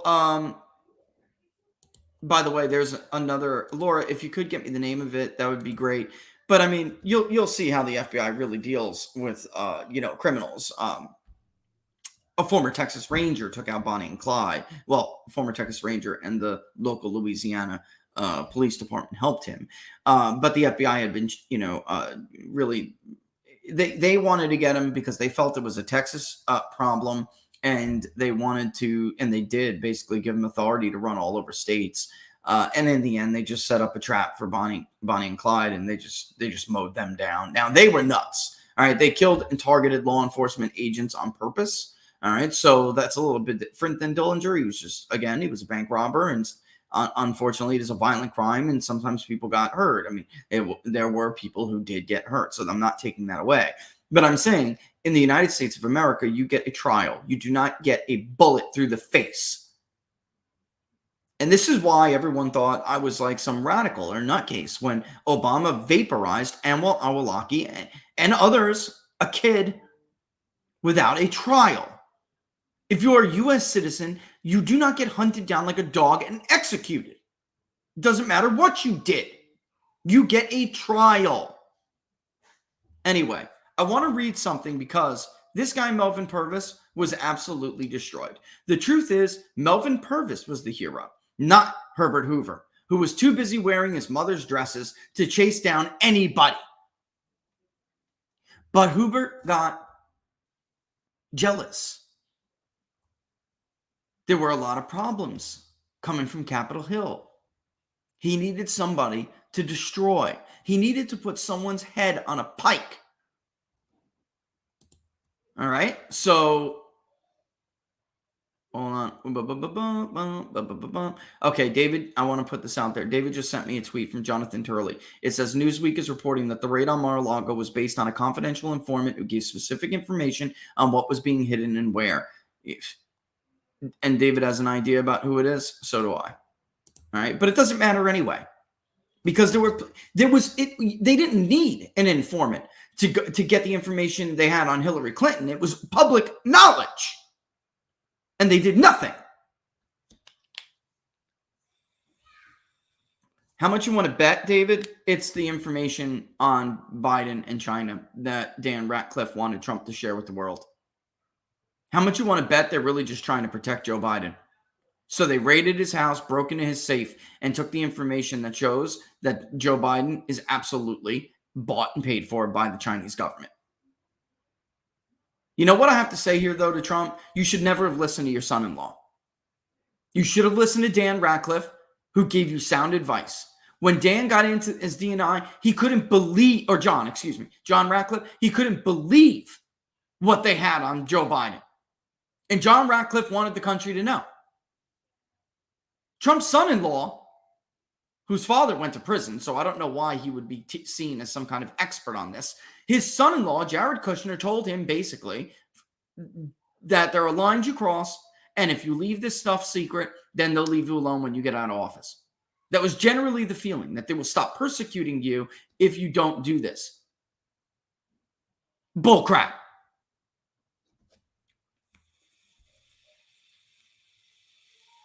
If you remain a threat to the status quo, they come for you. Period. End of story. Anyway, so this guy, Melvin Purvis, Hoover got very jealous of and destroyed him. Okay? In Boston University, there was an article sometime back in 2005. Hoover wrecked my FBI hero dad, revealed CFA professor. All right? And I want to read this. It's from the fall of 2005 in Bostonian magazine. Quote, and actually, sorry, Melvin. I got to show these people the article. Okay? This is the FBI and always has been the FBI. Again, I'm going this far back not to defend John Dillinger, to show you that this is who they are. This is who they have always been. And nobody, no organization has prevented real change in this country more than the FBI and Hoover and his damn files. Every time a new president was elected who wanted to come in and really change the system for the better and to the benefit of the people, Hoover stopped them with their files. That's how I knew Barack Obama was a fraud immediately. Immediately. Because I could tell he played ball with James Comey and played ball with Bob Mueller and the rest of them. They all very much aspired to be like Herbert Hoover. James Comey being the mentee of Mueller time. Another crook himself in his own right. Kept people in jail to take the fall for his FBI agents he damn well knew were innocent. Running the most corrupt. You think John would have been allowed to be corrupt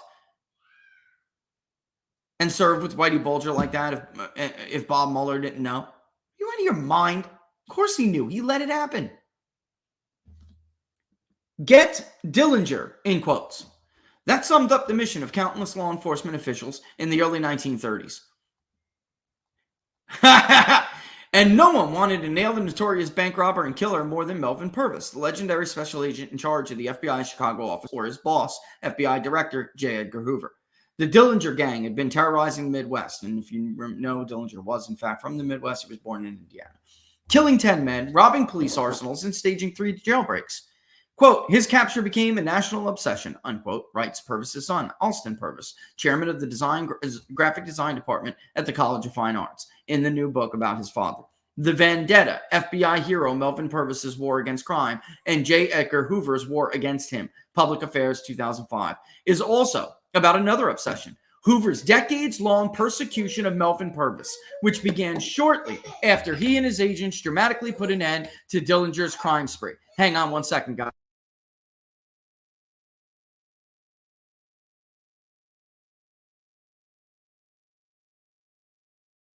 Laura, are you aware that our son is running around the studio right now?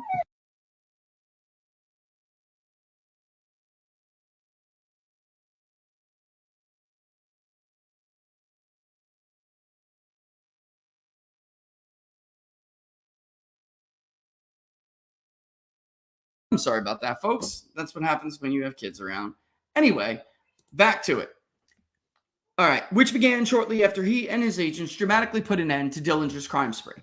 Hoover's hostility devastated the Purvis family. Melvin Purvis died in a possible suicide in 1960 when Alston was 16. Quote, a big part of my mother died that day too, unquote, he writes. You know, that's the reward Melvin Purvis got for making J. Edgar Hoover a coward who hid behind a desk. All right, this is the thanks he got for catching the notorious John Dillinger, for serving his boss and his agency faithfully, for putting his integrity to the side for his boss and his organization. This is what he gets in return for his service. It's like Michael Flynn faithfully served the country for more than 3 decades. This is what the FBI, this is how they respect that service. After the birth of his own son in 1995, Alston Purvis was determined to set the record straight on his father, whose reputation, he says, was maliciously diminished by Hoover. Oh no, not he says. It happened. His new book, written by Alex Trzynowski, a senior writer at People magazine, detail how Hoover drove his father from the bureau. Quote, blocked him from getting jobs, ordered agents to dig up dirt on him, invented stories that impugned his character, and deleted him from the official FBI histories, unquote. What caused Hoover's resentment? Purvis learned from his father's letters and letters from Hoover in FBI files made available through the Freedom of Information Act, which whatever files his secretary didn't burn or get rid of. Hilarious that the FBI would have a problem with the Federal Records Act anyway, considering how they handle files. The Bureau's director initially supported and praised the young lawyer who joined the Bureau in 1927, and then Purvis and his men gunned down Dillinger outside Chicago's Biograph Theater in the summer of 1934. 3 months later, they killed the armed bank robber and cop killer Pretty Boy Floyd in an Ohio cornfield. Hoover wanted publicly for himself, or at least for the Bureau as a whole, not for Melvin Purvis. Publicity. But Americans were fascinated by the handsome, suave, well-dressed Southerner with the style and charm Hoover lacked. And his fame grew. So did Hoover's jealousy. The Floyd shooting sealed Purvis's fate, unquote, writes Alston Purvis. Quote, he was now a full-blown star, unquote. Listen, Hoover was openly mocked in committee hearings. Why are you on this propaganda flyer promoting the Bureau? And what it was not only to get support from the public, but also to recruit new talent. And he would portray himself catching Pretty Boy Floyd. He would portray himself arresting John Dillinger, gunning down John Dillinger. And he was mocked for it. Green-eyed boss, knowing Hoover and by the way, you know what else he hated about Melvin Purvis? He was straight. He had a family. That Hoover was being looked at with suspicious eyes everywhere. And here's this young, successful, like they said, smart and suave, beautiful family.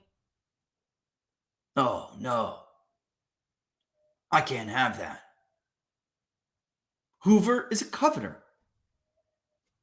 Green-eyed boss. Knowing Hoover wanted the spotlight, Purvis told reporters that the FBI director deserved the credit for Floyd's killing. He was loyal to a fault. But although Hoover blocked dozens of requests for interviews and photos of his star agent, it was Purvis who was touted as Floyd's heroic slayer. Hoover seethed. On November 17, 1934, he ordered one of many, quote, white glove, unquote, inspections of the FBI Chicago office, which produced a laundry list of petty violations, including dirty dishes and stenographers smoking cigarettes. This is a man who said, take the gloves off and kill John Dillinger. He's worried about Melvin Purvis's trash not being emptied. Purvis continued to do his job diligently. On November 27th, his men caught up with Dillinger gang member Babyface Nelson and put 17 bullets in him. The next month, shortly before Purvis was named among the 10 most outstanding personalities in the world by the magazine Literary Digest, Hoover stripped the agent of his command of the Chicago office. Finally fed up, Purvis resigned in 1935. Hoover's hostility didn't end. He tried to convince private sector employees not to hire Purvis, and following Purvis's World War II service in Army intelligence, blocked him from getting at least 2 federal judgeships in the 1950s. Quote, things seemed to mysteriously fall through, unquote, says Alvin Purvis. Quote, he tried to patch things up with Hoover, but he couldn't, unquote. Purvis visited FBI headquarters occasionally to drop in on the director, but he was rebuffed. Quote, not available, wrote Hoover at the bottom of the memos. Purvis says that his father never wanted to believe that his former boss, once his friend and mentor, could be so vindictive. He did not. He never said a bad word about Hoover until 3 months before his death, said Purvis. On December 8, 1959, suffering from chronic back pain and depression, Melvin learned that his good friend Bartley Crum had committed suicide. Crum, a lawyer who had defended blacklist screenwriters before the House Un-American Activities Committee, had been hounded by Hoover and had told Purvis he had been under surveillance for many years. Damn Hoover for this, Austin Purvis heard his father say as he paced around his house. Damn Hoover. When Melvin died, the Purvis family received no letter of condolence from the FBI or from Hoover, who merely announced the former agent's death without mentioning his accomplishments. Lasting anger. Looking through family photos in his office, Alston Purvis seems mostly untainted by bitterness. But at times, an undercurrent of outreach creeps into his gentle Southern drawl. He says that speaking to his father's former secretary, Doris Lockerman, who is now 95, gave him much of the motivation to write The Vendetta. This ought to be an angry book, she told him. Until he first met Lockerman several years ago, Purvis hadn't cried for his father in more than 3 decades, but he cried with Lockerman in her Atlanta home that day as she recounted her boss's bravery and Hoover's campaign against him. Quote, the rise and fall of Melvin Purvis meant something, she said. It is up to you to discover what it is and to tell that story to the world. But most of all, Purvis wrote The Vendetta for his son. He knows that his son will ask him one day if his grandfather was a hero. Quote, I will tell him my father led men into battle, that he risked his life more than once, he says. I will tell him my father believed in duty, honor, and dignity. I will tell him he never boasted or bragged about the things he did. I will say, yes, my father was a hero, unquote. This is a phenomenal book. I just wanted to read. There's got to be an article about this, and there was.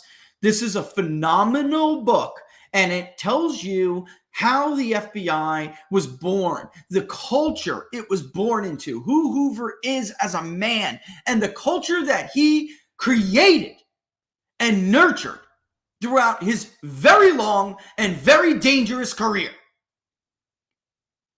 That is the FBI.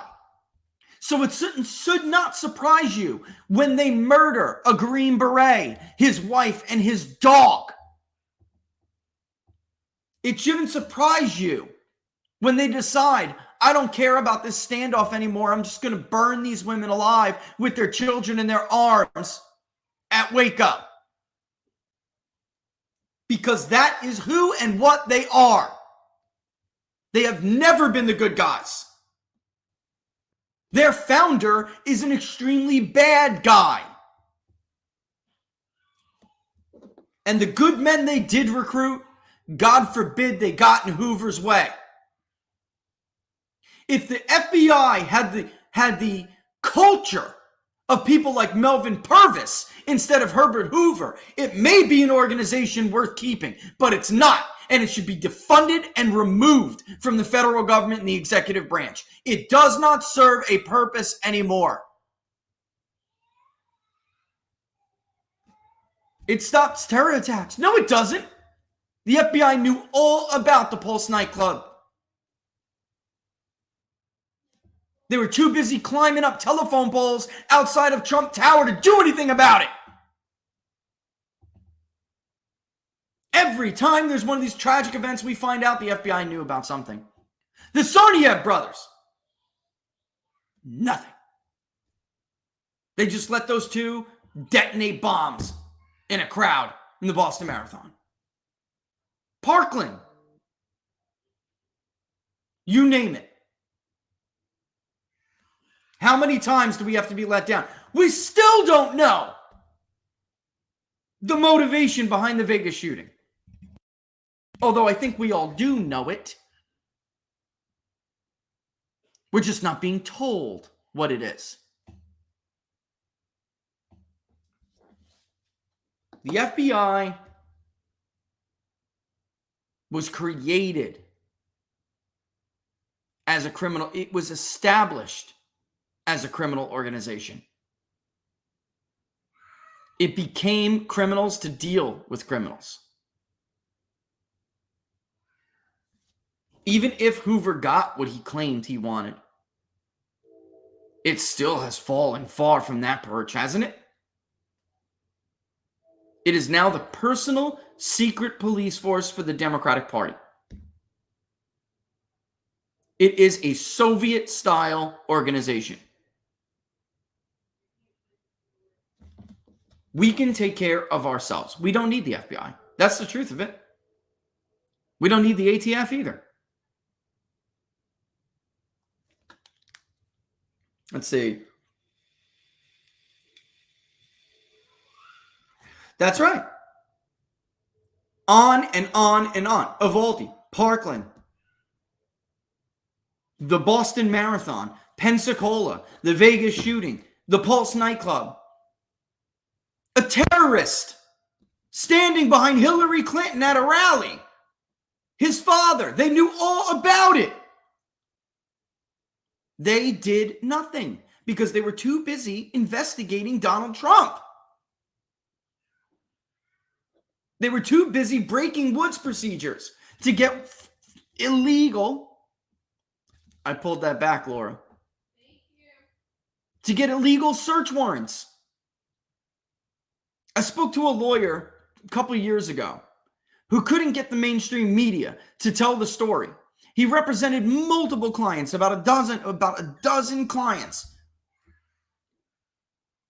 in a case that never saw the light of day. It has never seen media coverage, and his clients, being really owners of businesses who had defense contracts, allege that the FBI would go in and steal their intellectual property rights, and then the Pentagon would cut their contract once they had their technology. And James Comey was behind it. Now they're arresting former presidents? Folks, I thought it was illegal to investigate your likely political opponent who leads you in the polls. What happened to that?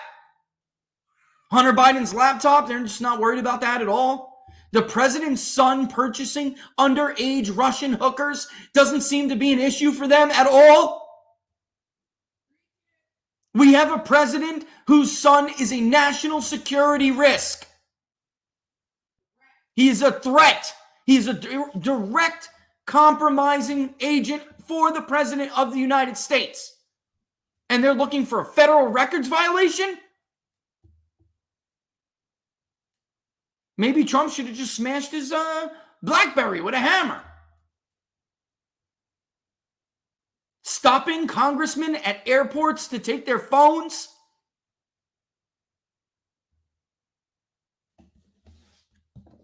Refusing to show a warrant to a lawyer who knows what he's doing when they're trying to steal his phone? Because their warrants are fake. They're not legitimate warrants. I'm so sick of hearing this. They had a warrant to spy on Donald Trump and his team. The warrant was illegal. Aren't people paying attention? Donald Trump was right when he said, "You are their enemy. I'm just in their way." This is why, frankly, every Republican voter should think long and hard about this. The man stood between you and them all of this time. He had a level of loyalty to his voters, his people, that literally could get him thrown in jail. I don't think anybody else has a right, has a claim to the future nomination more than him. That is, if they don't throw him in jail before. Because I'll tell you guys, everyone in D.C. going into the last year holiday season, they were openly talking about it. We have to put this man in prison or he's going to come back stronger than ever. It wasn't even a secret. It wasn't even a secret. Mark Warner, the Democrat from Virginia, openly like, damn, we better get something on this guy. And if you think, by the way, that like going with DeSantis or somebody else is going to be an easier time, if it is an easier time, if he does get treated with any more kid glove than Donald Trump got treated, then he's not a threat to them. Let me explain to you the nature of the opposition. If you think, I'm going to defy, I don't want the baggage that Trump has. They're going to be so crazy against him. If you think you're going to have an easier time supporting some other nominee, then you don't understand your enemy, your opposition. That's not the nature of them. If anyone does get treated differently, it's because they're not the threat to them that Donald Trump is. What do I mean by that? I mean they're full of crap. The only question is whether or not that person is going to fight like Donald Trump fought in the face of all that adversity. Even if they are serious. Mitt Romney, had he won in 2012 and he was legitimate, which he wasn't, if he suffered the attacks that Donald Trump suffered, forget about being severely conservative. He'd be severely underneath the desk and the Resolute desk in the Oval Office with his finger and his thumb in his mouth in the fetal position, crying for his mommy to make it stop. This is outrageous that this is happening in today's America. Even Andrew Cuomo, the Democratic governor of New York, is terrified of what he's seeing. And Tim Scott, I told you, was a fraud and a piece of trash years ago. Tim Scott wanted Donald Trump to lose. Tim Scott wants Donald Trump indicted so he can't run again.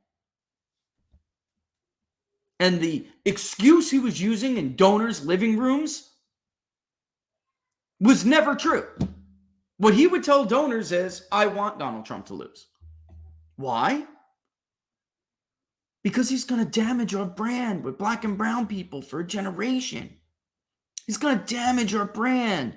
Our party, if he loses, maybe now we can recover. Well, he was wrong. Not only did that not happen, Donald Trump did the best with non-white voters since Richard Nixon. So what's his excuse now? The truth is, he was never telling the truth, even to donors. He wants Donald Trump to lose because Tim Scott is the status quo. Because Tim Scott is the establishment. Because Tim Scott benefits from this situation. Kevin McCarthy didn't make a damn sound until I started to attack him on social media. He had no intention of calling out Merrick Garland, talking about impeachment, investigating everybody. He was gonna sit there and wait it out to see what the temperature was. He won't do a damn thing. Damn thing. Mitch McConnell has no interest. John Thune has no interest. The truth is, these people want Donald Trump arrested because they're not your allies. These are deeply corrupt people. Just like the FBI. Just like the FBI. And sadly, Newt Gingrich bears responsibility here. He bears a lot of responsibility. After Ruby Ridge and Waco, defunding or dismantling altogether the ATF and defunding greatly the FBI was on the table. He caved. Murdering a Green Beret and his dog and his wife caused a lot of outrage in the 90s. It was a major reason that so many of the Ross Perot coalition voted for Newt Gingrich and his coalition. The contract with America. Those people had no interest in the Republican Party. They couldn't stand Herbert Walker Bush. They let him lose to Bill Clinton. They're not Republicans, though they lean to the right for sure. A government abuse between the House scandal with the bank and the wholesale murder of people practicing their religious rights was a lot for them to take. And they saw Republicans as the only ones who advocated for dismantling anything or defunding anything or getting anything under control. And they failed them. They failed them. The ATF got bigger. The FBI got more corrupt and bigger. And here we are today. A secret police force targeting a former president. By the way, Newt Gingrich is also the person who told you, Bob Mueller's a man of integrity. We got to let this play out. Sounded a lot like Tim Scott. You don't get the benefit of the doubt anymore. You're a bunch of crooks who fake FISA warrants,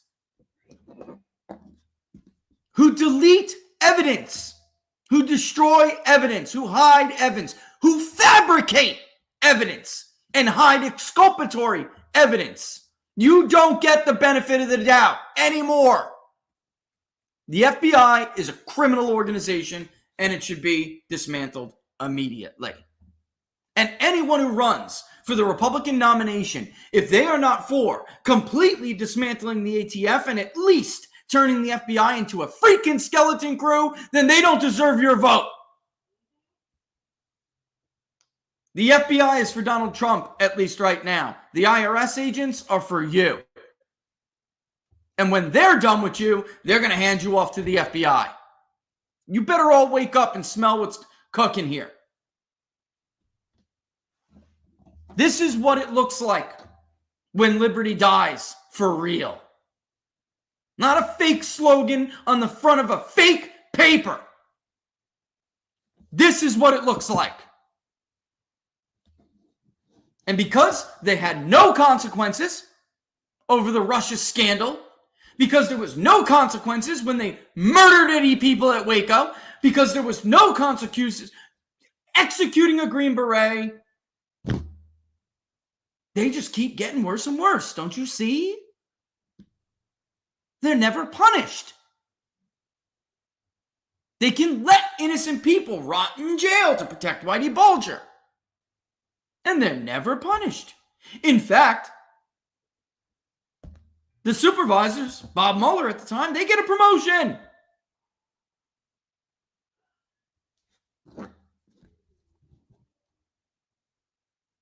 The minute I'm telling you, the minute we let them get away with this is a whole nother line here. They have stepped over, they have crossed a whole other line. What always made America different was not our preamble to the Constitution. It wasn't the beautiful or elegant words that are written in the Declaration of Independence. What made America beautiful and better than everyone else, and freer than everyone else, was that we lived up to them.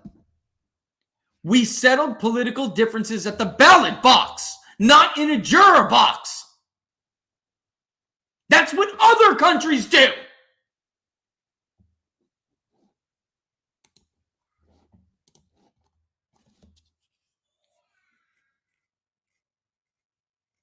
I mean, the list goes on and on. Laura Sher, what about this? What about that? The list just goes on and on. It's so much, it's hard to recall it all.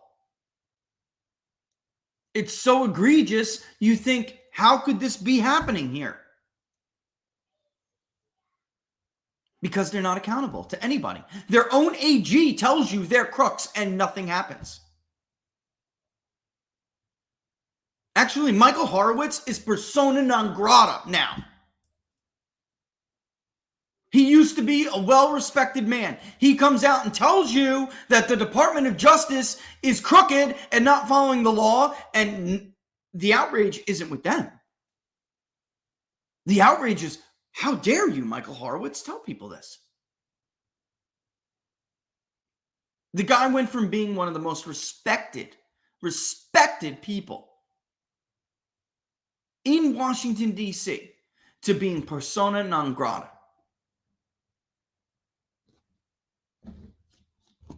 Wake up.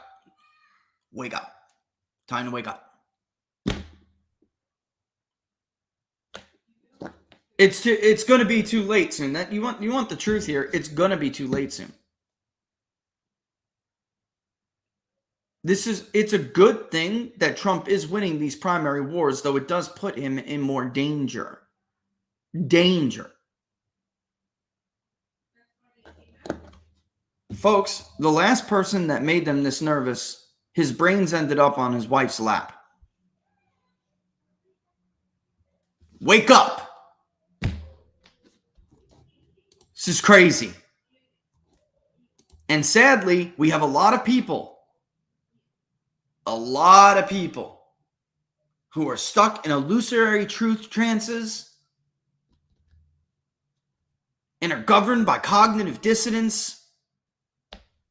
They have completely lost their ability to use reason. I don't care if it's Donald Trump, Bernie freaking Sanders, or Barack Hussein Obama himself. This is not what we do in this country. And it's painfully obvious that they are afraid. Last time they could contain him, the Republican Party wasn't ready. He tried to play ball. This time they know he's not playing ball. This time they know he's coming there with back this time. He's coming there with friends this time. He's going to have support in the Congress this time. It's not just Trump anymore. He's running deep. All right. So there we have it. I gotta wrap it up. But take my words to heart here, folks. We don't arrest former presidents in this country for such ridiculous offenses. This is far worse than anything we have ever seen in the past.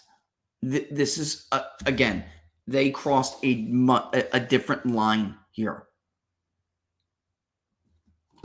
But I can tell you, the fight remains. They're not scared. They're pissed. So that is at least something, to take to heart. Yeah, I was talking about JFK. You're damn right. All right. So with that in mind, JFK, Benjamin. JFK.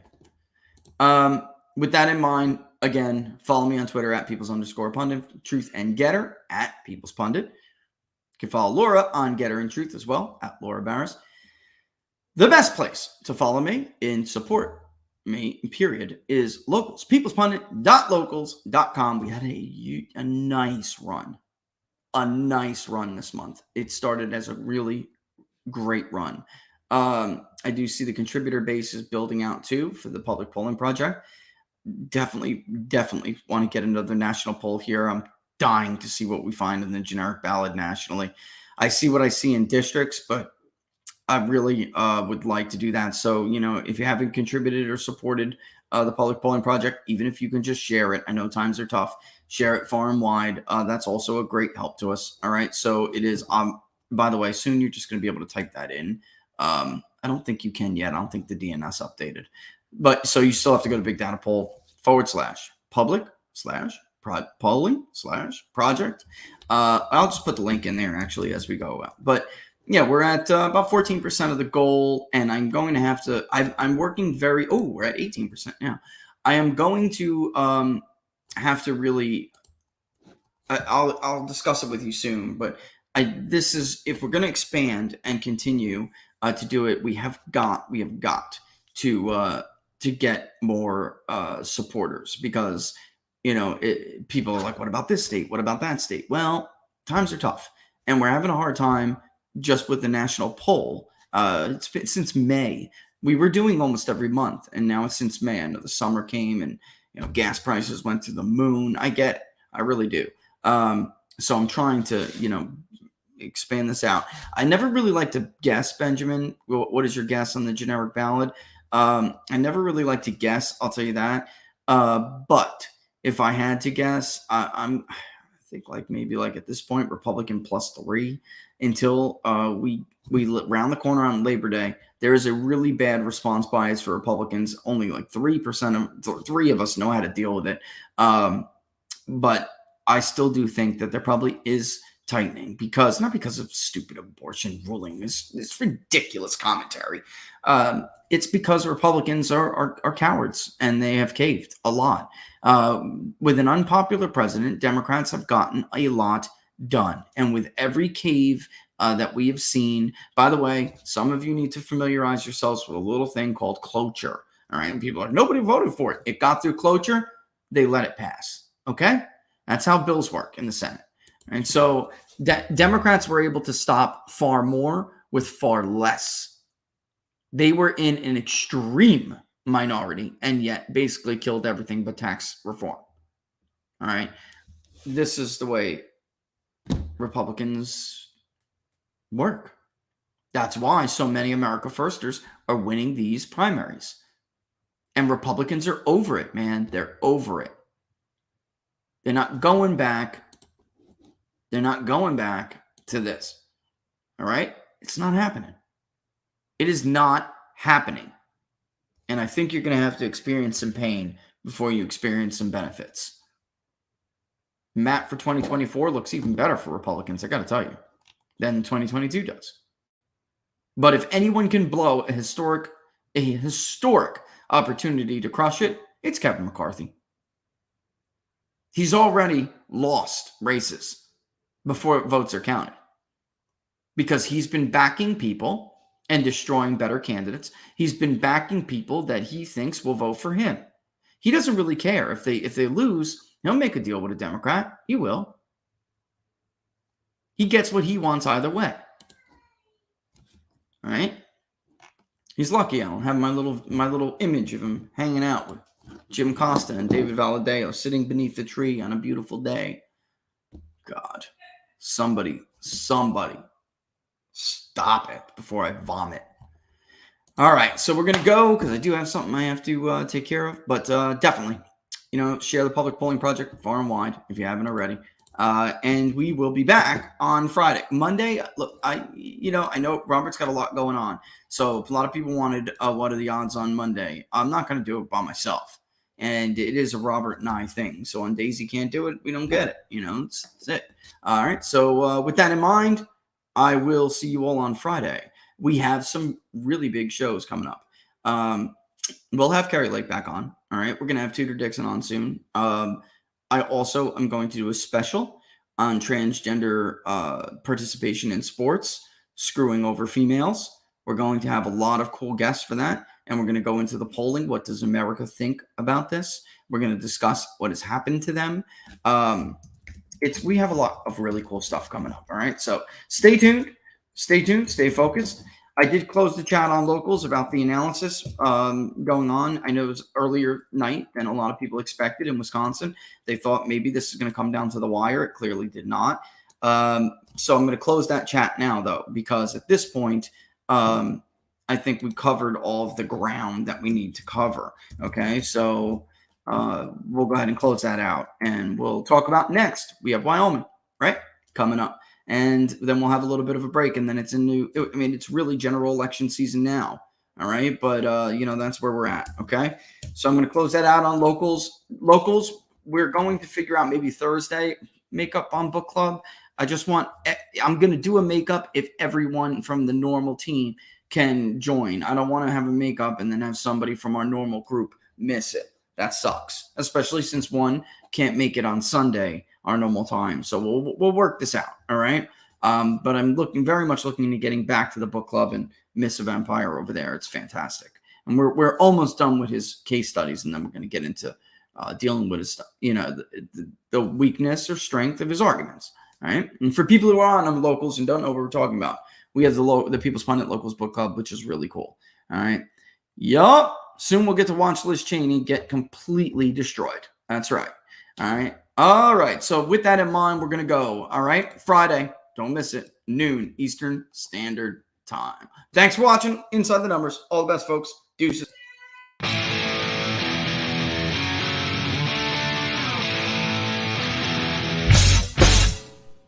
How much you wanna bet that I can get you back inside your head before the summer ends and spread a little love. Just for a little fun, I'll make you come back to me before the rise of every sun. Baby, it's meant to be. I know you got a man, but he don't understand. You're gonna be a heartbreaker. You're such a love taker. So just suck me in and you can toss me like a cigarette. 'Cause I just wanna be a bad habit, yeah.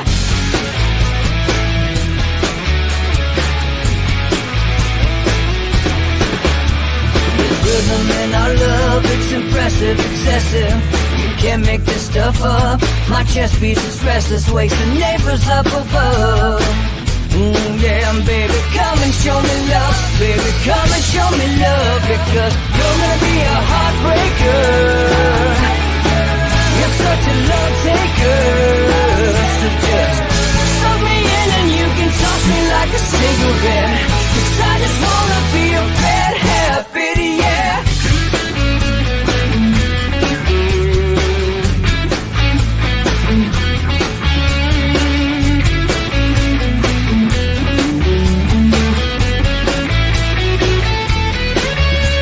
We can get on a plane and take a one-way ride, steal us away to find a place we can hide. It wouldn't take much to spear for a night, just to give into the need and leave it all behind. 'Cause I know that you know that I know that you want me. You told me, now show me, come blow me away. 'Cause I know that you know that I know that you want me. You told me, now show me, come blow